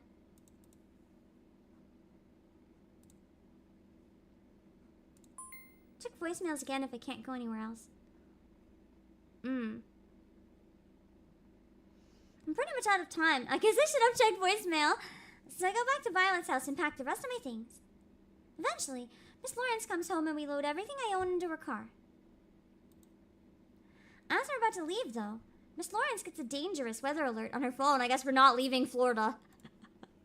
Apparently, a once benign tropical storm off the coast has swollen to the size of a massive hurricane in an instant somehow.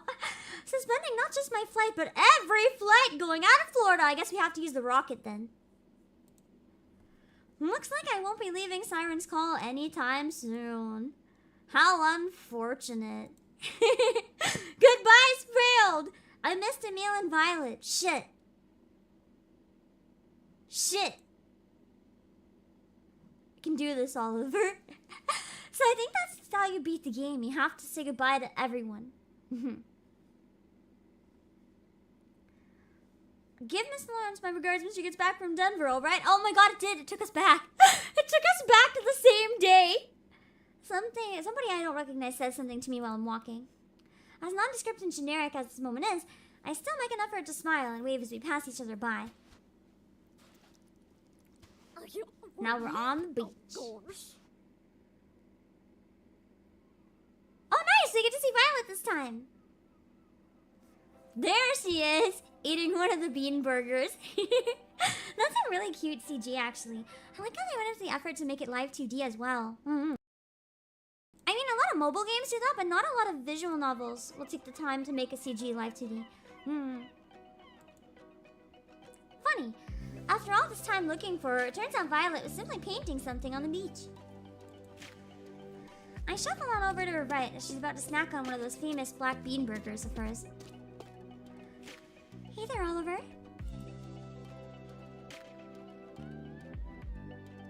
I plant myself next to her in the sand like normal. I really like her design too.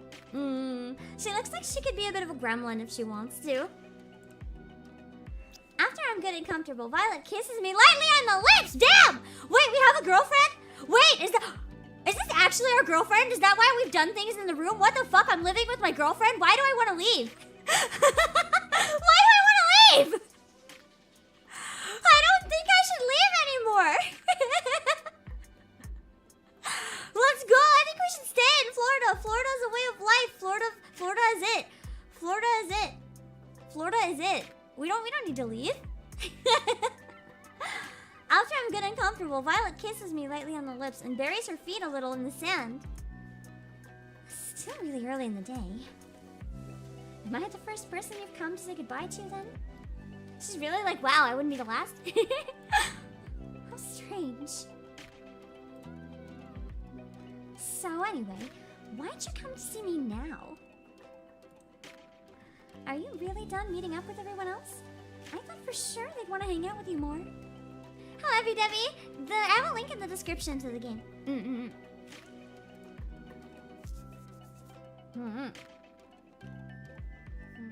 What's I'm looking for? Yeah, that's fair. Sorry about that. I just needed to be somewhere lonely for a little bit. Nobody really comes to this part of the beach anymore. Looks like a nice beach, though. Well, nobody but us, that is. Things kind of feel different because of that. Helps me process things. Makes for good art. I used to be afraid of solitude. Now I think there's a weird kind of power in it. I agree, actually. If you can be at peace with yourself when you're alone, there's a lot of power to that. Knowing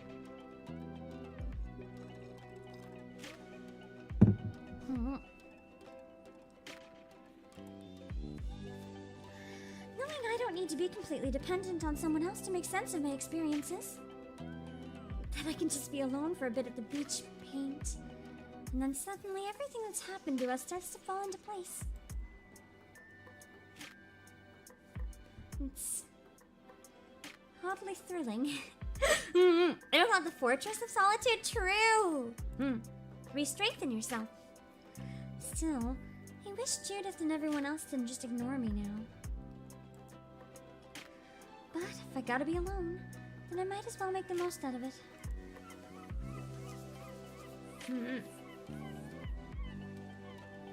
I don't even know what the situation is, so I'm gonna say things will be fine after a while.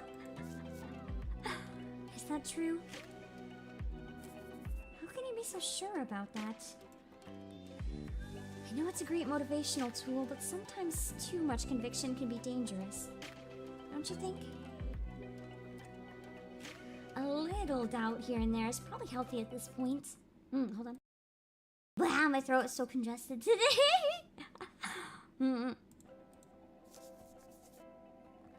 Take this painting I'm about to start, for example. I know you're used to seeing me do landscapes, but this time I'm going to try and capture the siren that almost ripped off Ashton's hand. Oh, it was from a siren, not from working. Even though I was attacking him, seeing that happen was the closest I think I've ever been to death. At least consciously, that is. So naturally, I'm trying to turn that experience that's been swimming around in my head into something static and contained. That's my mission here. But if I get overly optimistic and think I've accomplished that goal when I actually haven't, then one day I could, I don't know, see some dog chewing on a pork bone or something and have a panic attack. I mean, maybe not. Or start screaming after seeing some lions get fed at the zoo. But if I'm patient, if I take my time and doubt myself a little. Wasn't I, Daniel? Then maybe I see something new in the paint that I didn't see before. And sure, maybe I won't like it. Maybe what I find won't even be useful. But it's better than just making my life worse by pretending that everything is fine. Someone who finally acknowledges that sitting in a room on fire and saying everything is fine is not healthy. Welcome back, Alejandro. I'm ranting again. Look, the point is, the six of us spent this whole summer being self-righteous and going fast. Now everything's fucked! So I want to take my time for a little while. That's all. That sounds pretty understandable if everything's fucked. To want to take your time a little bit. You don't have to try and comfort me with hypotheticals. Neither of us know if everything's gonna be alright in the first place. No one ever does. But that's fine. I don't think these doubts of ours are as unhealthy as some people make them out to be. How about you, Connor? Where's the humidity of the alligators? No swamp? Maybe we just haven't seen them yet. It does look kind of humid, though.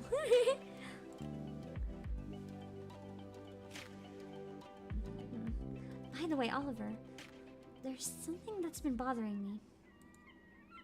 It's just... You've been listening to me talk about this stuff for quite a while now. And whenever you say something, it's like one sentence and then you shut up. Because it's a visual novel.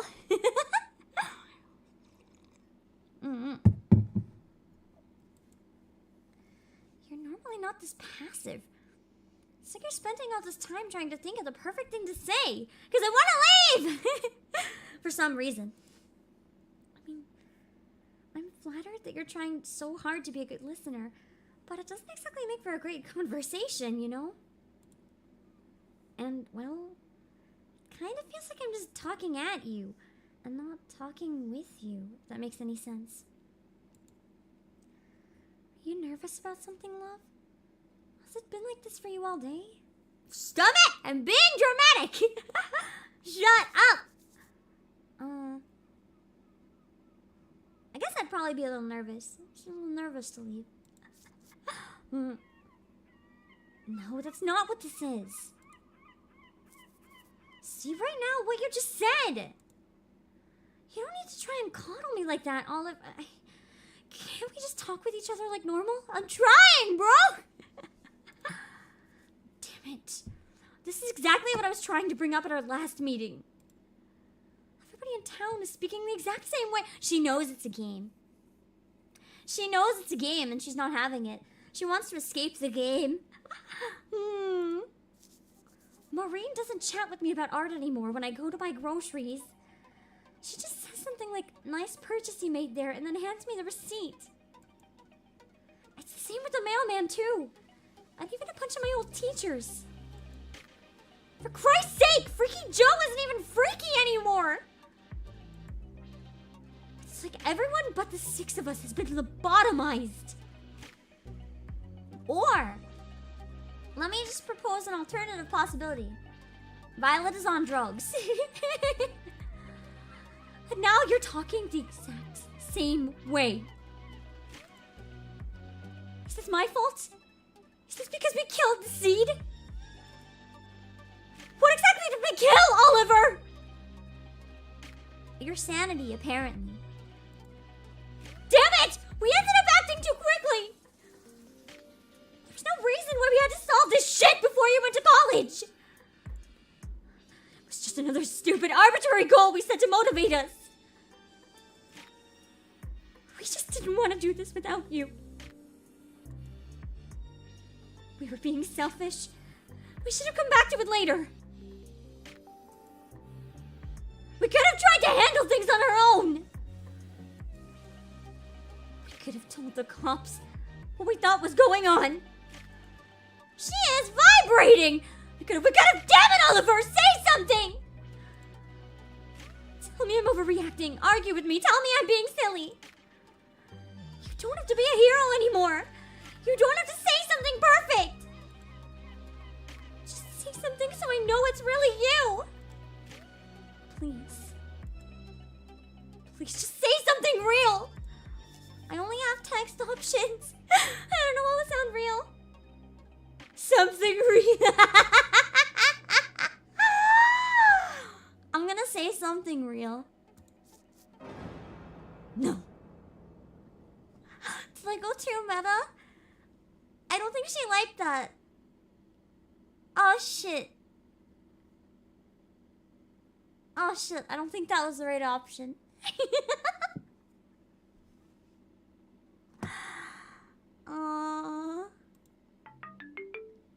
No. Violet drops to the stand and starts breathing heavily. Oh no, I give her an anxiety attack. Let him go. I don't know who you are or what you are, but I'm sorry. I'm sorry if we hurt you somehow. It wasn't personal. We just wanted to be heroes. She knows that I'm masking. Oh, god damn it. I'm just trying. To be fair, though, I feel like that was not a masking option. That was just me being an asshole. We were just a bunch of dumb teenagers that were bored with our lives and wanting to be heroes. Hope she doesn't stab me.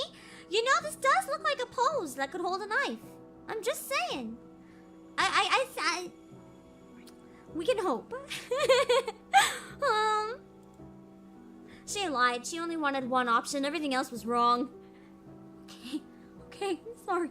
We're sorry, so let him go! I can handle the rest of the town being brain dead, but not him. He still has so much life to live. So why are you forcing him to be perfect? Wait, is it because we're dating? Is that it? Is that what triggered this? I think she's overreacting just a little. This would be an appropriate time to tell her that she's overreacting, I think. If so, that's stupid!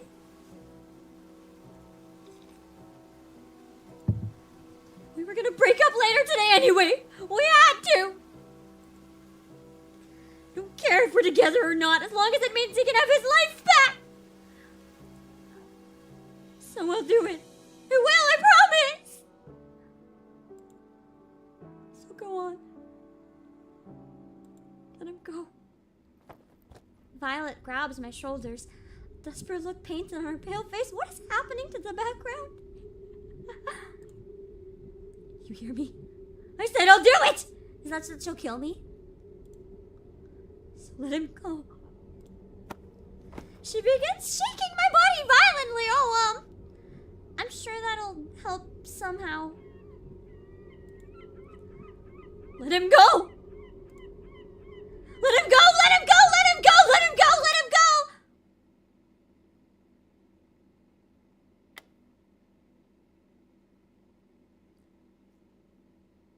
But let him go. As in leave Florida? But I want to see what happens if I say no. I'm gonna make a poll for this one. I can't decide if I want to be a little shit or not. Chat, do we let him go? Chat, do we let him go? I don't know. I don't know. This is a really close poll.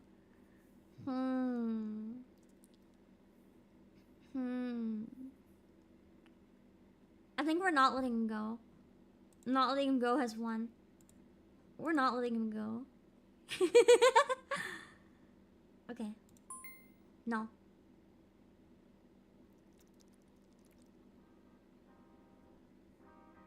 Now I'm back in my room.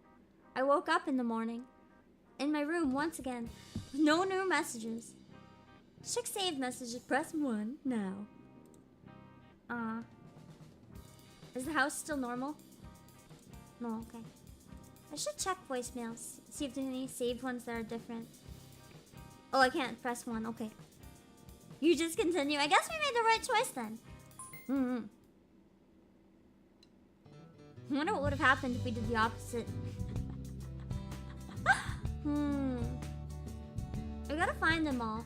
I know that if the ETA is 80 minutes, maybe what I should do is go in order.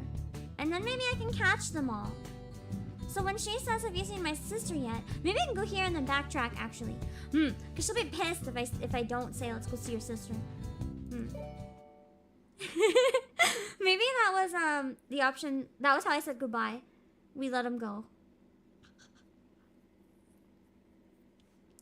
Hey there, Oliver. Lovely weather we're having today, huh? Somebody I don't recognize says something while I'm working. As nondescript and generic as this moment is, I make an effort to smile and wave as we pass each other by. Loop 2, I guess. I'm gonna go hang out with Ash. Sing outside the... I'm not gonna repeat dialogue that's the same. Like, I'm not gonna reread it out loud. Is this the same? Yeah, I think it's the same. I like when visual novels that get in your head have repeating parts, though, because it increasingly makes you feel like you're losing your mind.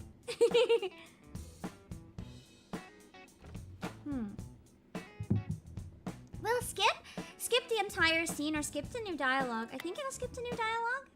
Or a choice? Oh, fuck, what? What the fuck? She didn't like me skipping. I don't blame you for this, Oliver.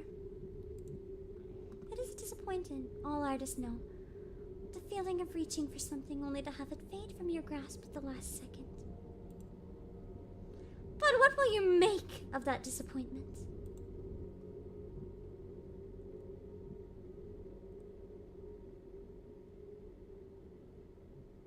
No?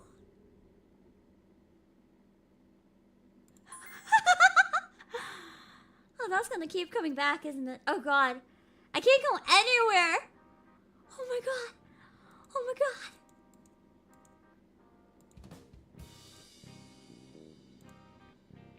We might need to run. I'm starting to wonder.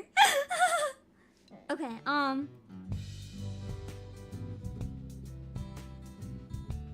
we just need to find Emil and Violet. If we could let him go, maybe. Oh, wait! I already said goodbye to some of them. We just need Emil. The other ones carry over. Okay, then let's go to see Emil.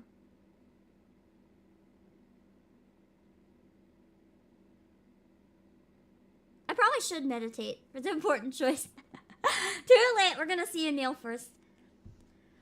Watch out, college boy coming through. Oh, yeah. Somebody I don't recognize says something to me while I'm walking. As nondescript and generic as this moment is, I still make an effort to smile and wave as we pass each other by. The default NPC dialogue. I find myself at the local library. Lucky for me, Emil is here too. As absorbed as he seems in his reading, I can't help but feel as if he was aware of my presence from the moment I stepped into the lobby. Ah, you're here. Excellent. Glad you could make it.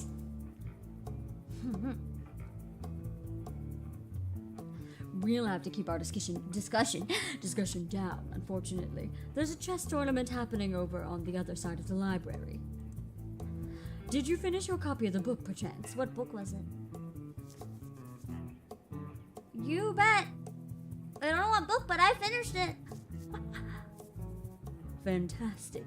There's lots of juicy stuff in here that I really would like to dig into with you. It was porn. It was a hentai manga or something. What was the juicy stuff? Namely, Morsino. I'm interested to see what you thought of him as a person. Just give me a second to go to the bathroom, then we can get started. I think I completely mispronounced that name. By the time I take my seat to fish out my copy of The Stranger, Emil has already made his way back to me. After a brief acknowledgement of his presence, he sits down across from me and begins reading. The technique that the author uses is remarkable. He writes in such a way that although more so detached, he's still quite relatable. We're just distracting ourselves, yeah we are. Hardly the heroic type, though. While he is technically the protagonist, and is clearly in a pitiable situation, I can't say he doesn't deserve what happened to him. Tell me, what do you think Morso's greatest sin was? Existing. As refusal to be an honest member of society. The actual murderer, he shot the guy 5 times, bruh. He practically followed society has failed him. Society had failed you, but if you commit a crime, you still are held accountable for the crime. Society can fail you and you committed a crime. These are not things that happen one or the other. I feel like probably the murderer. I respect the pragmatic nature of that answer. In a purely legal sense, yes, you are correct. While one could argue that he is complicit in the violence against Raymond's girlfriend, the crime Morso is charged with is, of course, murder. He might have been manipulated by Raymond, but ultimately his actions are his own. So, yes, you are technically correct. And like Ashton always says, technically correct is the best kind of correct. Yeah, because if you're not technically correct, then you're wrong. Even so, that viewpoint doesn't give us much to chew on. He would like Miles Ledger, I think. Don't kill each other is a rather elementary message, so I'm pretty sure that isn't what Camus was going for when constructing the work. Still, musings aside, murder is a terrible crime, so I can hardly fault you for thinking that it is Morso's greatest sin. I'm sure the most dangerous minds in existence have fancied themselves as philosophers and intellectuals, and in doing so, lost track of life's most simple truths. That's an interesting way to think of it.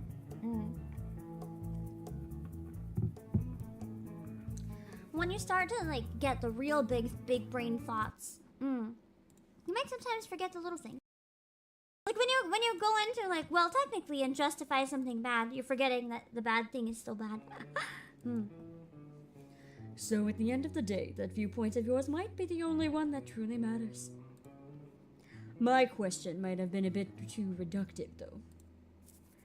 I think our hero's fate can ascribe to a conflux of different factors, rather than just one fault he might have had as a person. It's always true. No one has just one fault. The reality is, Morso is a man of many sins, so trying to narrow it down to one great sin is probably impossible for us. The only one who would know the true extent of his sins would be Morso himself. Because then he'd have his motivations too, right? Without the motivations, it's really hard to know how deep of a crime something actually is. I doubt outsiders like us are adequate judges. Still, it makes for a fun discussion. I'm glad Judith was kind enough to recommend this one to us. Emil holds up the book in his hand, smiles. I've tried Monster Hunter on stream before. They're it's pretty fun, but the only thing I don't like about it is how repetitive it gets. Like I enjoy it, but I just find it's a little too repetitive. Like every time you hunt the monster, it feels kind of similar. Or more like or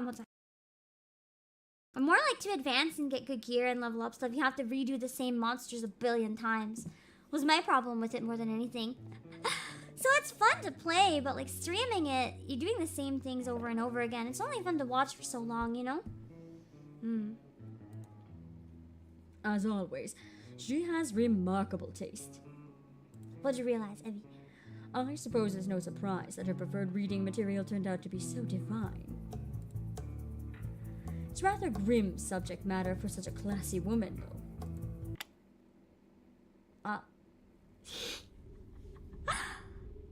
Surely you must now realize that this torment of yours is self-inflicted. You cannot devour us like this anymore. You must accept your limitations. Nope. Nope. After all, isn't that what it means to be an adult? I don't want to be an adult. Don't you want to be an adult? No. No. Okay. The description of the game is said to be set in Central Florida, but it looks like it's set around the coast, close to Miami. True. I mean, the beach could be like, no, it could be a saltwater beach or something, but that's true. No new messages. Okay. Let's go back outside. The game, I have a link in the description if you want to find it. I guess we can't properly say goodbye to Emil then, because we can't finish the conversation. So we have to maybe meditate and try to get Violet to stop freaking out. Need to find Violet, but oh wait, I missed that. I gotta do it again and have the hint again. But I also gotta be efficient here if I don't want to run out of time. I wonder if she's at home.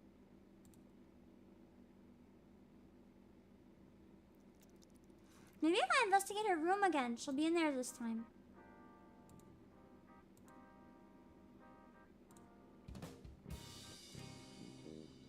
No? Man, I'm such an asshole. I'm like, goodbye gross bed sheets. And I'm the one that sleeps here with her. Man, I'm so terrible. Don't you dare tell anyone what we did in here. This line makes so much more sense now that I know we're girlfriend and boyfriend, not siblings. I was very concerned for a while. Maybe I need to let him go. Yeah, we found her the issues that she also found us. This is true. This is true. This is true. So the beta, from what I understand, is still really long, right? Like, we're not going to be able to finish it on stream, probably. It's like many hours, I think, right? But we still have this one. And then there is, the full version will have more story. And voice acting when it's done as well. Let's see.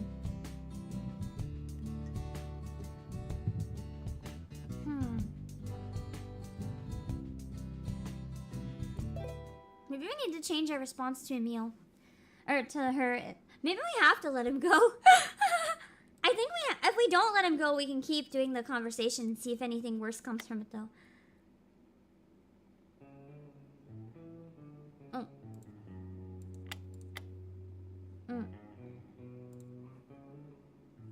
Hello, Noah. Let's see. Oh, it's new. It's new dialogue. Emil checks his pocket watch, furrowing his brow in the process. I'm afraid we'll have to end it there, though. I didn't realize I'd kept you for so long. There are a few things I have to let you know of before we depart, however. Man! It's fine, we'll just skip half the dialogue again. Hi, Obake! They say you have to see something 1,000 times before you begin to really see it. But we are not the people we've read about. Or, at least, we don't have to be. No. She'll let me out eventually.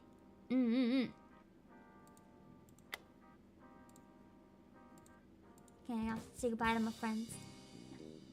I just want to see how bad that conversation is gonna get. I must cause the chaos to continue. Who's left? Emil and Violet.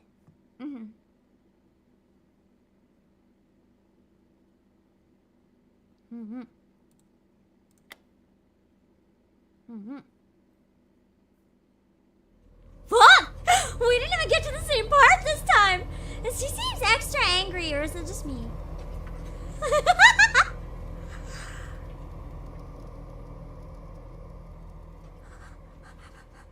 No!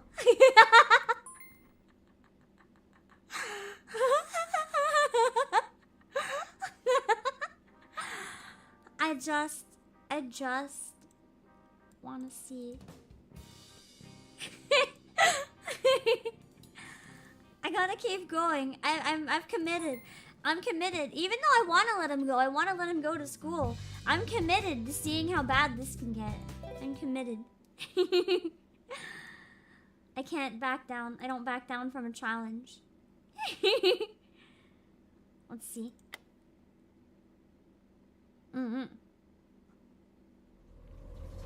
Damn. We might have to. I think it might just be the same thing over and over again at this point. If she does the same thing one more time, we'll say yes this time and see what happens.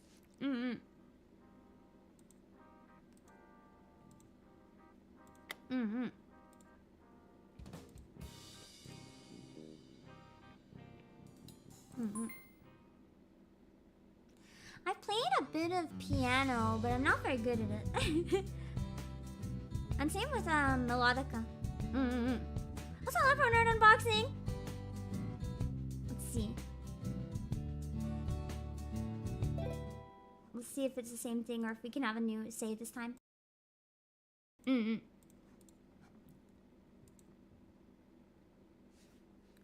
on, Master. I like mystery games quite a bit.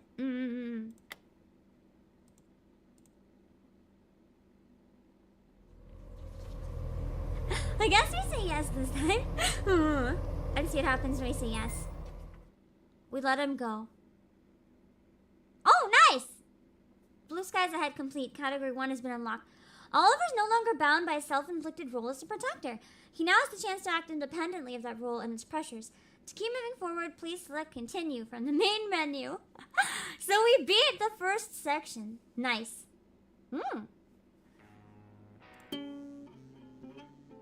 Cool. We beat at least one part of it. I am 3 parts rotten cantaloupe, dropped from the rooftop by skate punks, and half of an overpriced churro, shared between lovers at theme parks. To some, I'm a hero, but to everyone else, I don't know, man. It's kind of hard to tell. What am I? Category 1, Ashton. I guess this time we have to somehow get Ashton to let us go.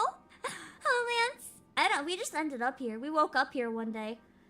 Man, oh, this is me. I'm kind of hot. Nice. Blech. Phone. Shut up, please. Goal is to say goodbye. Investigate the house. It seems to be all the same stuff, right? Should we go ahead and wash the sheets now? So Lauren's gonna kick open the door, breathe in, and immediately know what went down. Oh, jeez! Would she even care?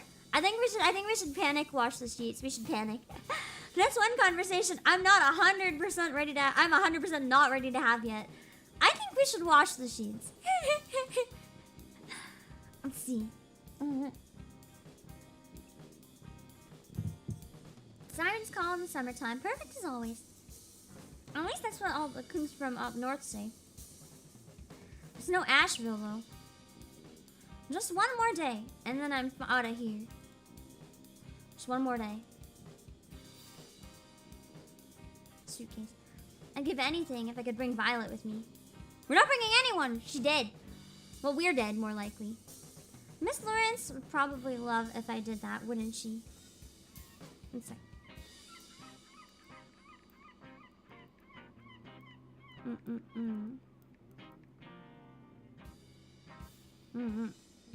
Wait, I just looked up something out of panic. Okay,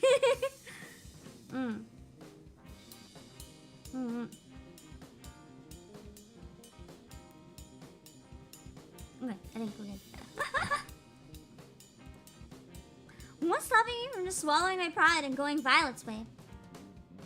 Would it really be that bad? Would anybody care? Probably not.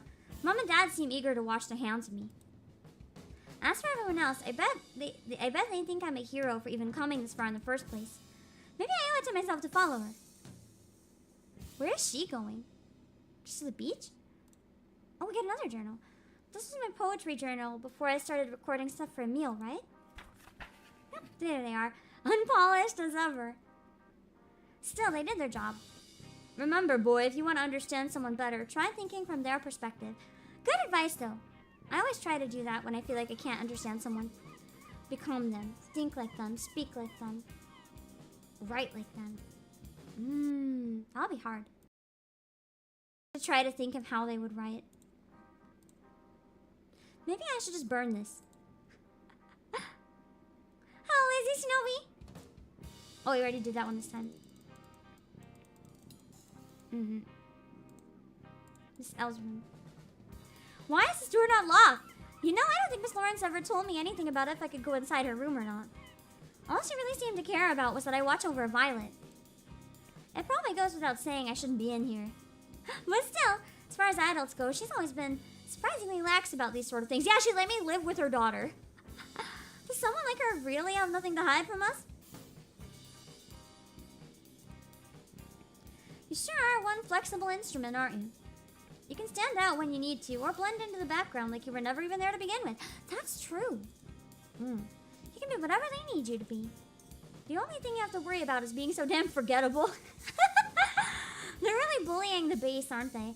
I won't forget you, though. Let's see. Even some of these empty, near-used jars have labels on them. I guess Violet really went ham once they got the spice rack. To be fair, once you learn how to use different spices and herbs, it's really nice to have a big variety. Seriously, the love nectar! I'm really starting to question what's in these fucking spices. I'm sure it's nothing to worry about. Maybe. Let's hope so. Wait a minute, did I sleep on the couch last night? I don't even remember where I slept, man. Weird. Did Violet have a fight or something? Don't remember. Was one of our debates? Why can't I remember? Starting to forget. everything. Boy, this thing sure is obnoxious when it gets going. Cheers to V for always telling me when she's gonna flip it on, though. Glad she's not part of the whole suffering will make you stronger cult like Mom and Dad are. The world is loud enough already. At least with Violet I can prepare a bit before things start ripping into each other. Thanks, hon. You're my favorite herbivore. Imagine saying that to someone. The last painting Violet made for art class sure was gnarly. Rusty fish hooks baited with brains and shit. What the fuck? Pretty far removed from all those happy little beaches and palm trees I'm used to seeing. Sounds like she's going through something. She sure looked happy painting it though. Somehow that makes it even scarier. I guess it feels nice getting something that rough out of your system. Kinda makes me wonder how Miss Lawrence feels about some of these. You just don't think about it, you know? Let's leave. Wait, I never checked voicemails. You have 5 new messages. First message. Don't mess this up, Oliver. No pressure. End of message. To delete message, press 9. Next message. You awake, bro? It's 10 and I haven't heard anything from you yet. Everything cool? Pretty sure Andy's gonna be on your ass like a deer chick if she finds out you're sleeping in like this. Not like I could actually tell her or anything. I wouldn't do you dirty like that. Just let me buy you a burger or something at the crab bucket before you head out today, alright? Oh yeah, it is a loop. We're back in the same day. Made sure my old man gave me the day off, so I'll be around here for a bit.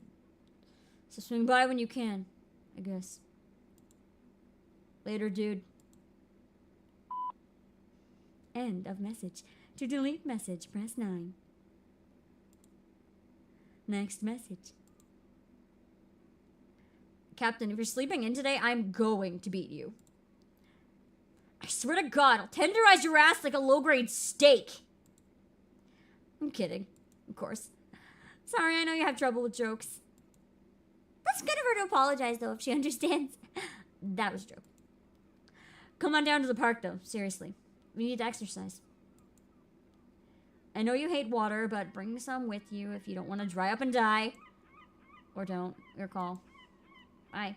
These seem very similar to the dialogue from earlier, but different. End of message. To delete message, press 9. Next message. Oliver, it's Emil. I'm curious as to when you plan on returning your copy of The Stranger to the library. I know you're normally on top of these things, but given the circumstances, I'd imagine it's still something that's pretty easy to forget. And, to be frank, non-profit facilities like these need all the help they can get. So make sure you do the responsible thing and return it. I'm keeping it. It's my book now. Coincidentally, I'll also be there if you would like to discuss anything before you leave. On that note, I'll see you soon. Delete your voicemails. No! Make me! End of message. To delete message, press 9. Next message. Oliver, I'm calling because... Hello, Millie Moody!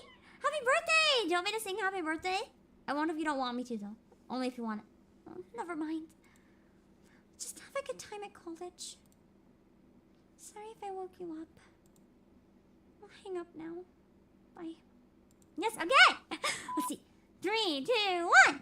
Happy birthday to you! Happy birthday to you! Happy birthday there, Millie Moody! Happy birthday to you! And back to the hell that is Florida. There are no new messages. Yeah, that's about what I expect. Nothing from Violet, though. I mean, I live with her. It's kind of weird for her to leave a message. Pretty sure I know where she's planted herself anyway. I've got time. I shouldn't keep everyone else waiting, though. She seems to be always at the beach, but it's weird because I can't get to the beach.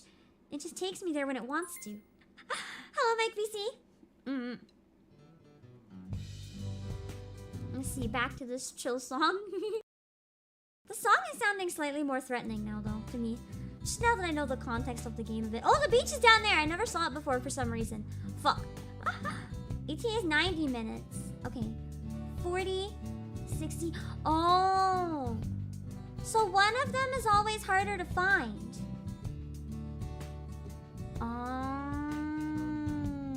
And that's why this chapter is about Ashton. He's the one that I can't find this time. Okay. Let's go, Tickle Panda. Let's go. In order. It's probably easiest. Mm-hmm.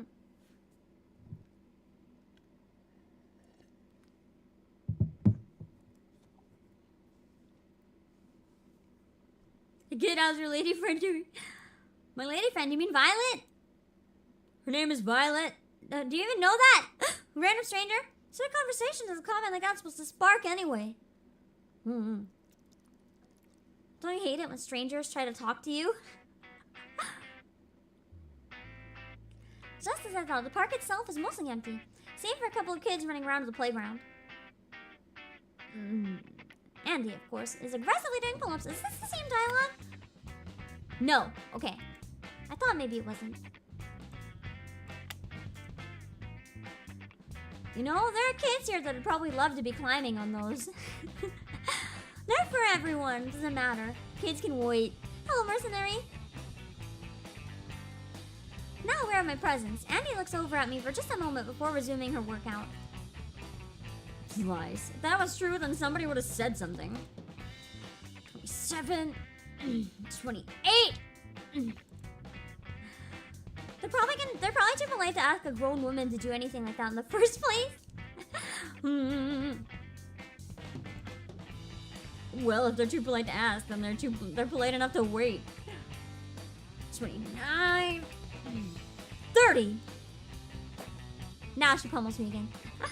Andy swings backwards and flings herself off the monkey bars, toned her body barreling at me like a missile.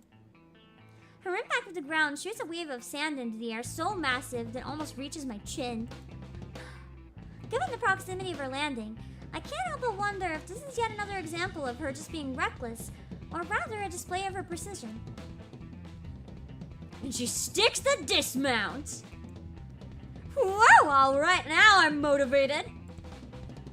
You ready to go then, Slim? I figured we'd jog along our normal route. That good with you? That's fine. I was expecting as much from your message. We don't really have a whole lot of time to mix up our normal routine anyway, right? Yep. Sad but true. We'll just do enough to help you wake up. And that'll probably be it, unfortunately. With this, Andy gives me behind a firm, reassuring slap once again and begins jogging away. Damn it, Andy! Stop doing that! I mean, I don't mind, but... Andy yells over her shoulder and she exits the park. Hello, my Kelsey! Don't get a big head. It's the only way I can make sure you still have a pulse. If you're mad, then come and get me, nerd!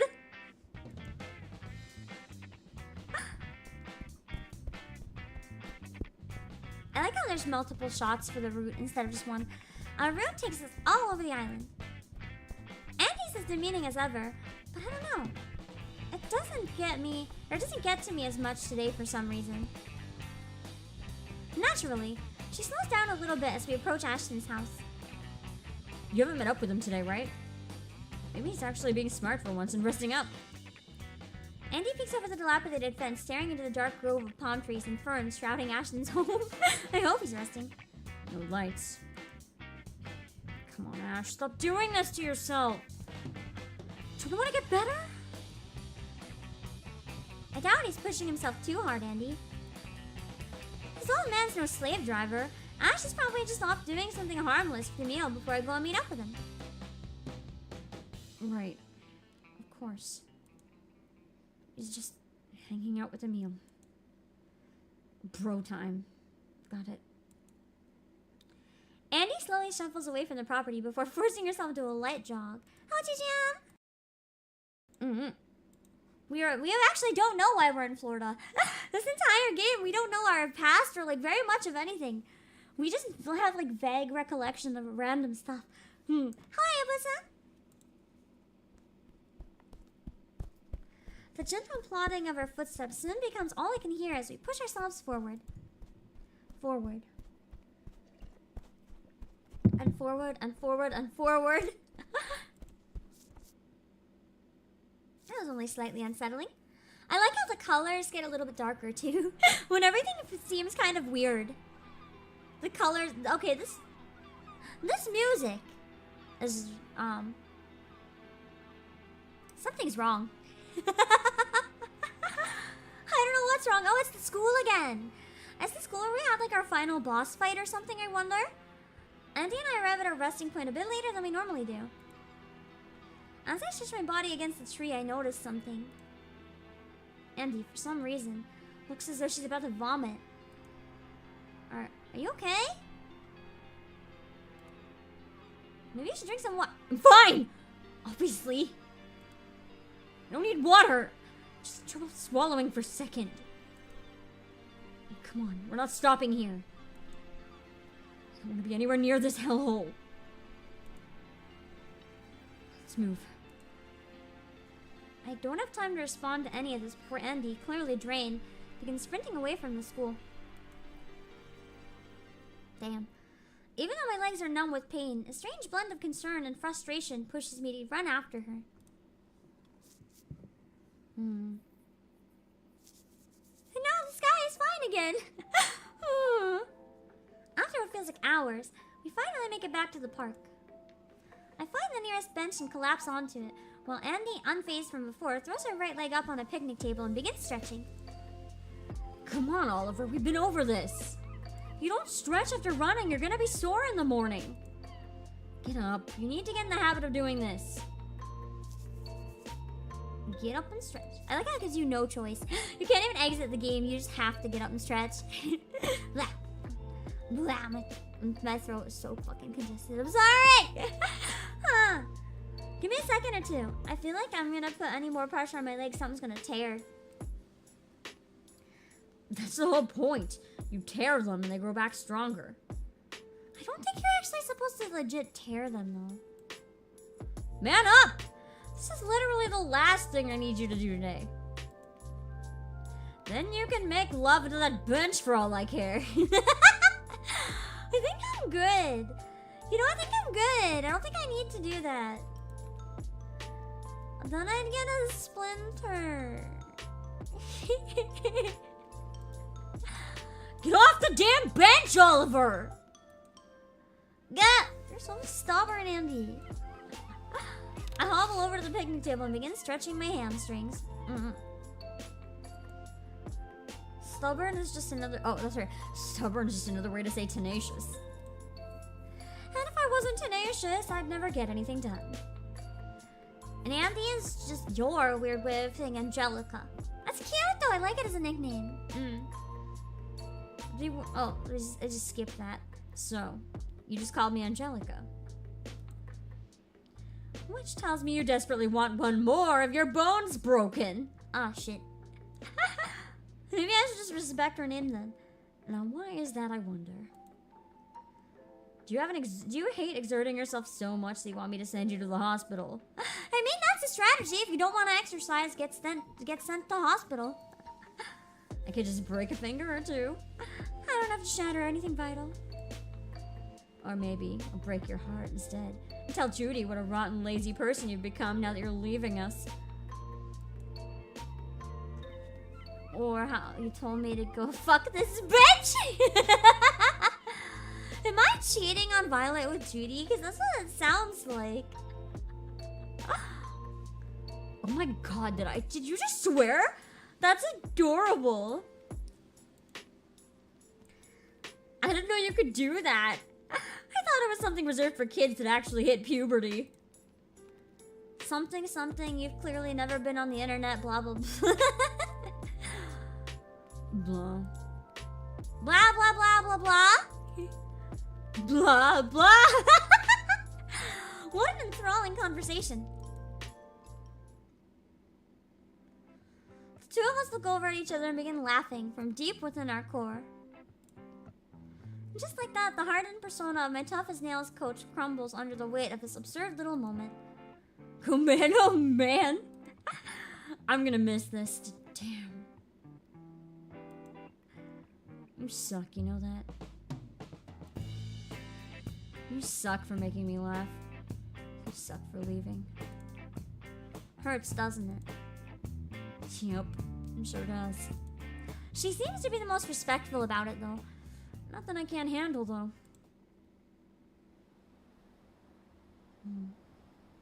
Our laughter quiets down, giving way to the sounds of distant seagulls and the hum of vehicles on the road behind us.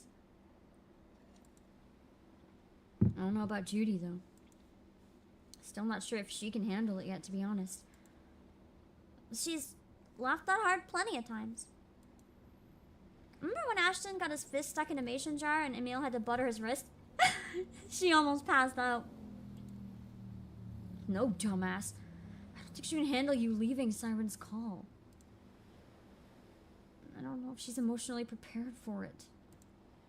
Oh. I spent a second or two trying to congregate my thoughts. It's happening regardless. I don't know what to say. It's not like I'm really prepared for any of it myself either. I have a vague idea of what it's going to be like. Lectures, crowded cafeterias, gross bathrooms. Those things should be familiar enough. But other than that, I have no clue. Exactly. You could get mugged outside the airport or drugged by one of your dorm mates because you snore too loudly. Literally anything could happen. Andy leans her head back and stares into the sky. I guess that's why I'm always pushing you guys so hard. I want to make sure we're all strong enough to handle this shit. Now that one of us is actually leaving, I can't help but wonder if I did enough. Don't worry. It'll be fine. You can't guarantee that. Neither can you. No, really? Look at what I built, Oliver. Do you honestly think anybody is dumb enough to try to jump me at this point? I'd imagine her, like, kissing her muscle. It's a simple fact of nature that if you look strong, then it's enough to scare most people away. And if you actually went half as hard as I did during our workouts, then that should be enough to take care of pretty much anything that they'd try to do to you. But even with our muses, none of us were tough enough to handle this stuff on our own. I only wish I had a little more time to fix that. Andy turns her head away from the sun and grabs the bill of her hat, clearly awaiting a response. Just imagine her doing a full side, just she would. We're plenty strong though, Andy. We're all still alive, aren't we? Listen here, bench fucker. It's not good enough to just be alive. You gotta live. You need to be prepared. Whatever has the power to rip that life away from you. Okay, that's a little more intimidating than what I thought she was gonna say. Right. Which reminds me. I know she may not have said anything to you directly, but Judy is obviously expecting you to spend some time with her today. Have you kinda done that yet by any chance? I have not. I could have lied. No, not yet. Well, I know what we're doing then. Andy grabs my arm and tries to yank me off the table. I thought we were on a bench. Freaking ow! Hang on, we're gonna visit her now? You know it. You smell like crap, but you can always wash up in the pool when we get home. They have just the right amount of repeating lines to make this unsettling. I'm sure my sister will be thrilled to see you. Let's go, Slim. I'm not getting any younger, you know. There's part of me that can't resist the pull of Andy's enthusiasm. A small voice in the back of my head urging me to relinquish control and follow her to Judith. Something primal. I imagine a moth, drunk off the glow of a faraway flame. However, I could say no. Wait, I'm gonna say no? Oh, shit. Wait. Let go of my arm! Just wait a second. Like magic, I speak up and Andy immediately releases my arm. I'm not planning on going to see her just yet. Oh, shit. There's still some things I need to do in town first. I'm sorry. I run away. I leave the park as fast as I can, never giving Andy the chance to respond. Surprisingly, she doesn't follow me as I leave.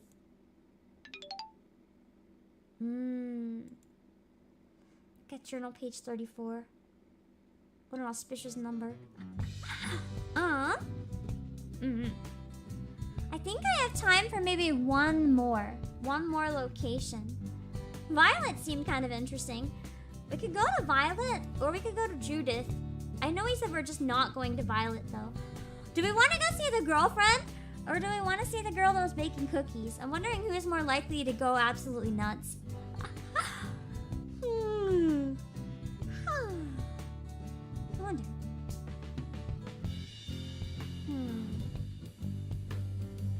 I'm kind of leaning towards Violet myself as well. Because Violet was like only cursed last time. Let's go see Violet, maybe. See if it's still cursed. Is that blood or paint? I don't know. Even though it's out of the way, I decided to go to the beach, just in case Violet happens to be there. Sure enough, she's in her normal spot, painting something on one of the larger canvases.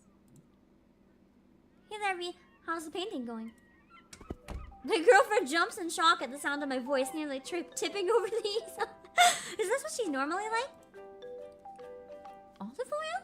Is that you? She turns around, clearly confused. But that confusion melts into visible excitement as she looks me over. Okay, so this must be her normal attitude. You're actually talking again? Oh, thank God! Thank God! She sprints towards me, tripping over her picnic basket in the process, but pushing herself back up almost instantly. Whoa there, Violet, don't hurt yourself. I'm not going anywhere with the... I don't have time to finish my sentence before I'm tackled into the sand. Violet's eyes closed and arms wrapping around my torso. She just pummeled me to the ground. Yes, you're back! You're really back, holy crap! As Violet smiles down at me, I do my best to breathe in just enough air to respond to her. Imagine accidentally dying this way. Hello, Flash! You know, this is probably the part where I'm supposed to say something lame, like, oh wow, you're so heavy. Or what all I did was say hello to you. But I want to enjoy this for a bit, if that's cool with you. Violet buries her face into my chest. Yes, please. Just for a little bit more, okay? We lay there in the sand for a minute or two. Eventually, though... Okay, the sand makes it kind of uncomfortable, actually. I gotta get up now. She's not gonna let me get up, is she? Or, I guess she is. Violet nods and we both sit up, dusting off our bodies in the process. Well, so you're back. You're really back. I mean, I never really went anywhere. But yeah, I guess I'm back, question mark. Was I acting that weird? Was it really that noticeable? Yes? Painfully noticeable. I've never seen somebody climb up that hard in my entire life. I wasn't even that bad. What the fuck? What the hell happened, Olive? I existed? You sure you want to talk about this right now? Don't you want to, like, talk about your painting or the stuff going on with our friends? What? No. Why the hell would I care about any of that? I was convinced for like a week that there was something wrong with you, and now you're finally lucid. Please, talk as much as you want. I think she's the one that's not quite with it, actually. I've been doing all the talking for a while now, so for the love of God, take the wheel. Okay. I do my best to think back to how I've been behaving lately. I don't really know, but after everything that's happened, I guess I just kind of thought it was my job to make sure the rest of you were happy and safe. So I did what I was supposed to do and said what I was supposed to say. Well, it's weird. It's almost like I was watching myself say all those things instead of actually saying them. Oh my god, he's the player. Watch there be a plot twist where, like, he's not real. the players just like projecting themselves into the game or something. I don't even know anymore. He probably wasn't actually real. There was no sense of agency in anything I did. It's like I was in some sort of trance, like someone else's ideas were stuck inside my head because I was controlling him. And then, I don't know, I woke up super tired this morning and I couldn't really afford to care anymore. Sounds pretty shitty of me when you say it like that though, doesn't it? Violet begins tapping the bridge of her nose as if she's dousing her body for some kind of grand epiphany. I know all that's pretty vague, but that's what I got. I guess I made you worry about me, huh? Sorry about that. No, you don't need to apologize. What you said just now was actually super helpful. Now I'm almost positive whatever you went through these past few weeks isn't what the rest of the town is experiencing. It's similar, but not exactly the same. Hello, Obake. Really? So I was acting similar to how everyone else in Siren's call was. That's terrifying. So how was I acting any different then? If my theory's correct, unlike what the people in town, what you went through was entirely self-induced persona inflation. I legit don't know what any of that means. Basically, you put yourself in a psychic box in order to keep your mind safe. Hello, Coltine! And that box was your role as our leader, our protector. I guess you had some sort of paradigm shift though, and that's likely what broke you out of your box. But the people in town are nothing but their boxes at this point, if that makes any sense. It's like how you imagine, I guess, an NPC or something. Someone who exists for only how they're written, no agency. I've noticed that. They're all way too good at their jobs now. Which is why I was so freaked out, Oliver. After all, the symptoms you were demonstrating were very similar to everyone else's. They are, in every sense, the end result of that perfection you were emulating. At this point, they can't be anything other than what they're expected to be. I was terrified you turned into something like that permanently. So I'm grateful that isn't the case, and you're taking care of yourself again. It's not anything that deliberate. I'm not even trying to take care of myself, I've noticed, by waking up off the couch. I'm just tired. Even now, I'm just kind of spitballing and hope I don't say something completely embarrassing in front of you. And it's fine by me. If spitballing is what you need to do right now, then by all means, spit on whatever I mean, do what you need to! What? Violet grins nervously.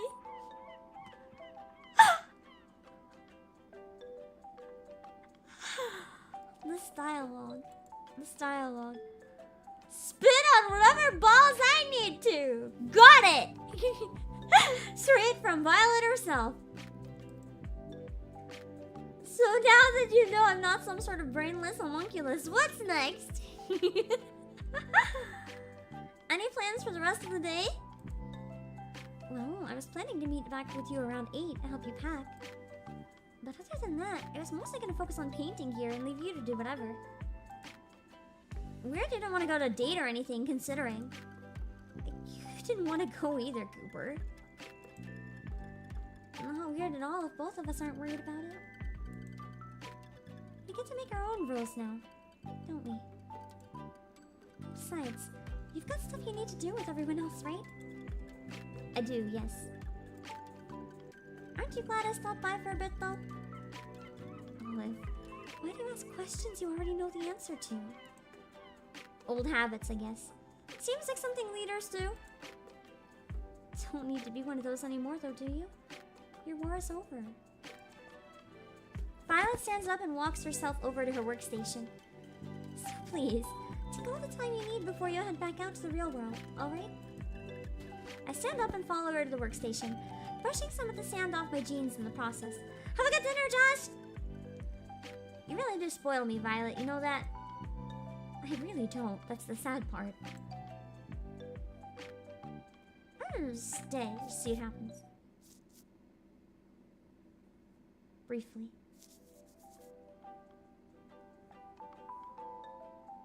Hey, pretty milquetoast question here, but did you ever have any pets? I always wanted. What? Oh! Okay. It's like the dogs that assist you, right? It'll be really helpful if she has seizures too. I always wanted a seizure dog or something, but they keep losing my paperwork in the mail, so it never happened. No, it's a fine question. I can't believe we haven't talked about that yet. Seems like pretty easy first date stuff. To be fair, our first date was pretty chaotic. Not a lot of time for chit-chat and appetizers. Really? We talked for like an hour while we were dancing and stuff. Wait, are you counting that time we went to the underworld by ourselves? Imagine first date going to hell. Amazing. The night we both ate shit completely and almost freaking died? Come on, V, you know that doesn't count. We went to bed together afterwards and started holding hands the next day. That counts as a first date then, I think. That makes it a date by default, Oliver. Her voice is surprisingly stern as she says the last part. I guess so. But yeah, we had a dog and a cat for most of the time I lived at home. The dog was this big, American boxer named Rocky. He sounds cute. Like the super buff guy in those movies? It's actually hilarious. Andy came up with the name, and I guess it kind of stuck. Imagine being named something so silly, though. Your entire existence would constantly be orbiting around something as lame as a dad joke. It'd be humiliating. I can think of worse things to base your existence around. At least he wasn't named after a dictator or something, right? What about the cat? What was their name? Good Cat. It's like naming a dog Good Boy, but as the actual name. Her name was Good Cat. See, that's way worse. At least Rocky sounds like an actual name. I was 6! You must have been, because that's the worst name for a pet I've ever heard. It's adorable, though, and definitely tells me that you were a good kid growing up. Terrible kids don't name their pets something that cute. Nah, Violet, I was vicious. A total monster. You don't even know. I feel like he's just flirting now. Sure you were, Olive Oil. So if you named her Good Cat when you were 6, then she probably died when you were around 17, right? That's pretty recent. Jesus, V, you don't have to bring out my dead cat like that! What? I mean, that's a pretty grim thing to just ask somebody. It is? Oh, my mistake. Anyways, continue. Okay. Good Cat actually got killed by Rocky when I was 15. Oh, dang. Oh. That's weird, though. They were always super friendly toward each other. Like, they'd curl up into little balls and sleep on the couch together. Stuff like that. And they'd eat at the exact same time every day, even when we put their food out separately. Oh, and sometimes, when Rocky wasn't paying attention to her, Good Cat would get super pissed and start whacking at his tail. That's precious. Honestly, they were totally inseparable. And then out of nowhere, Rocky just starts chasing her across the yard one day. And it was like he was possessed. I'd never seen him move that violently before. That would be absolutely traumatizing. None of us were really quick enough to stop him, and after he caught up to Good Cat... Damn. Hey. If you don't want to talk about it anymore, it's fine. No, I'm good. It's just been out of my head for a bit. Because the next part is what I have the most trouble making sense of. As soon as Rocky caught up to Good Cat and bit down, he immediately let her go. That does almost sound like he's possessed or something. That's so weird. An actual animal that had like a violent spell wouldn't just let them go. He didn't do that thing other predators do in nature documentaries, you know, where they shake the body around and stuff. He just felt what was in his mouth and let go. And then he started whimpering, licking Good Cat's body with his tail between his legs. That would suck! Olive, that's horrible. So it's almost like he knew he did something wrong. No, I think it was more like he didn't know what he was doing in the first place until it was too late. Judy says he confused Good Cat for a raccoon, and that's why he attacked her. But that's just Judy being Judy. She didn't see what I saw. When Rocky was chasing Good Cat, it wasn't just instinct. Rocky was certain he was doing the right thing. That's terrifying. He wasn't moving like he wanted to kill a raccoon. He was moving like his friend was in danger from something none of us could see. Maybe there was something in front of the cat that only he could see. An invisible threat. A malevolent, horrid force that would swallow her brain and leave her body broken. But he ended up getting too close and biting down on the wrong thing. Even if it was only for a split second, it doesn't matter. That's all it takes. And so he ended up killing the very thing he was trying so hard to protect. My heart is not ready for this. Siren, I'm sure it was something. Are you sure it was something that deliberate? Maybe Judy is right. Maybe something was wrong with his perception in that moment, and that's why things happened the way they did. But how the hell are you supposed to know if there's something up with your perception in the first place? That's one of the themes of the whole game, so we'll see where that goes. Violet shrugs. It sucks, but I guess you gotta get lucky and realize something is wrong before it's too late.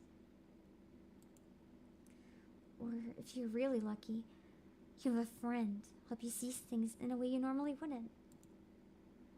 Maybe that's what Good Cat was for Rocky.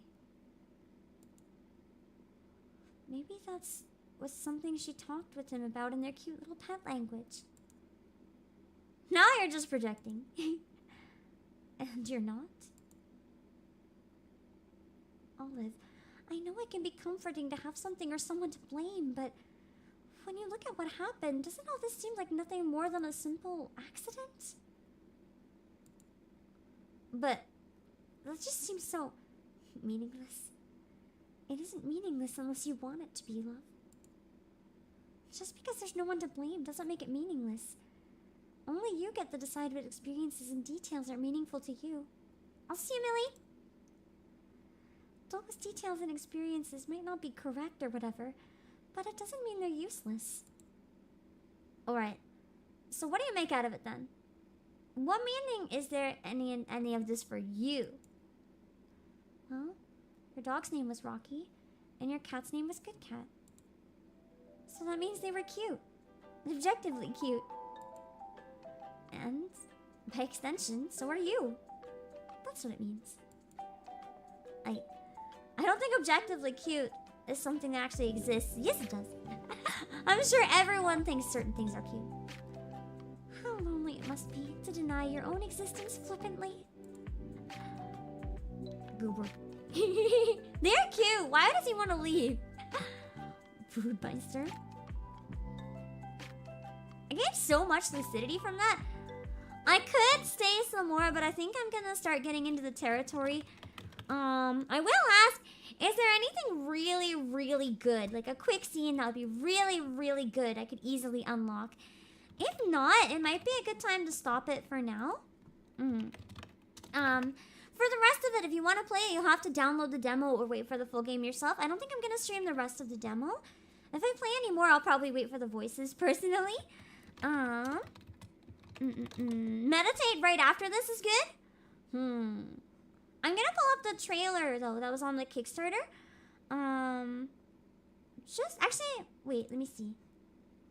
I think, there is a voice cast reveal, but it's only for each person, so I don't want to watch that right now. I'd rather get the trailer that was in the Kickstarter, just because I think that's the best way to show the vibes of the game for anyone who wants to know what the full game's kind of like, because they didn't get to get into where it starts to get really fucked yet, but I'll say much everything for the super. I'm gonna need an ice cream after that one. That's kind of heavy at the end.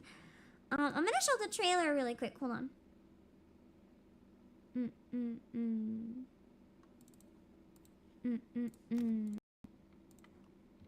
Okay.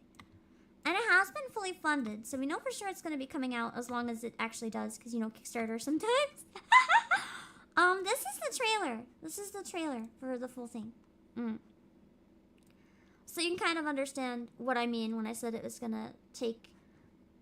wait, why is it not playing? What is going on?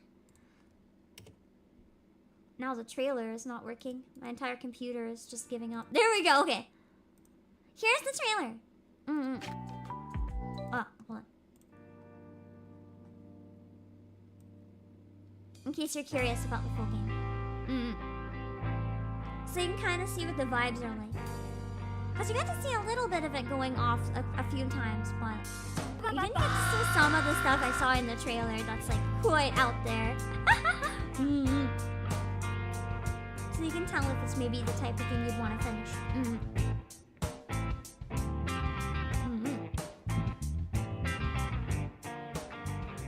So it is, this type of game tends to be a lot of a slow burn. Like the more you get into it, the more fucked up it gets. But it slowly gets weirder. So you don't really notice it that much until everything is batshit. At least I'm pretty sure that's kind of what it's gonna be like. So that's the full game, if you're curious about it. I've been really curious, so I'm glad we got to try a bit of the demo on stream. I am gonna speed to heading on out just to see if there is anything with meditating right here.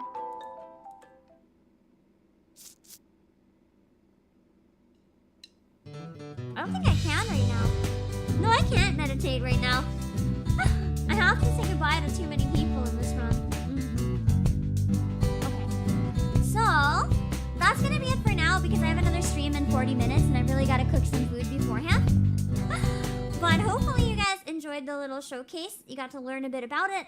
See if it might be your type of thing or not. If it's a game you might want to play for spooky month. It's really long. I remember reading, how many words was it? Quite a few. It says 135,000 words and more than 10 hours of content. But I play at a really slow pace, so we wouldn't be able to finish it if we wanted to. Hello, Eureka! Thank you so much for the raid. I'm so sorry to say that I'm actually about to read someone myself, but we'll pass everyone on. I would stop to do a song or play a little bit more just for you, but I would have to delay my second stream at this point, and I've been doing that a lot lately, so I don't really want to do that again. So I'm gonna find someone to raid. But thank you so much for thinking of me. We were playing a visual novel demo called Siren's called Escape Velocity. It was a very unique visual novel, and I'm curious what the thing is gonna be like.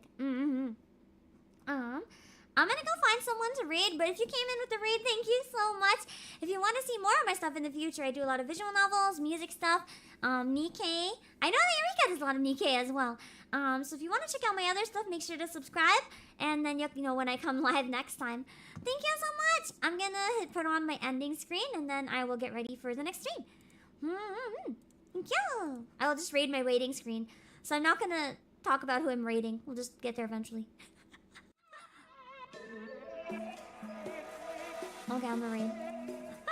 Put time for you, but have a good next stream. Thank you. I was hoping I could finish the demo, but I figured it might be really long. So I thought there was a chance we wouldn't get there, and unfortunately we didn't. That's okay. I do like to do one-offs with demos though, so I don't really want to come back to it, but I had fun! Also, Selby and anyone else who was on the dev team, thanks for stopping by, I appreciate it. It's always scary when people play your game, so... I hope it was a fun stream to watch instead of too scary. Let's see, I'm gonna stream Little Nightmares in 40 minutes. I'm gonna raid the waiting room, so if you want to join the next stream, just follow the raid on in. And then you'll be good to go. Alright. And said Ashton? Wait, am I almost done the demo? Wait, Savvy, am I almost done the demo? Because this is Ashton, right? Am I almost done the demo? Maybe I can delay the other stream. If I'm almost done the demo. Wait, I only have a few people left. No, I only talked to like 2 of them. But how far in the day are we? Oh, but I have to beat it. So it's probably a lot harder than it looks. There's probably a lot left then. Okay, just go play the game, I guess. I'm not gonna eat KFC. I don't think I'm gonna go cook, but go play the demo. It's free. You have no excuse not to. Go download it. I'm gonna go run and get some food so I don't pass out. You guys hurt my fucking stomach. I might finish it on Twitch or something on the weekend. We'll see. I was gonna just do a little bit of something. I don't know. I might finish it off stream either way, but it's fun. Go check it out if you want to play it. Bye.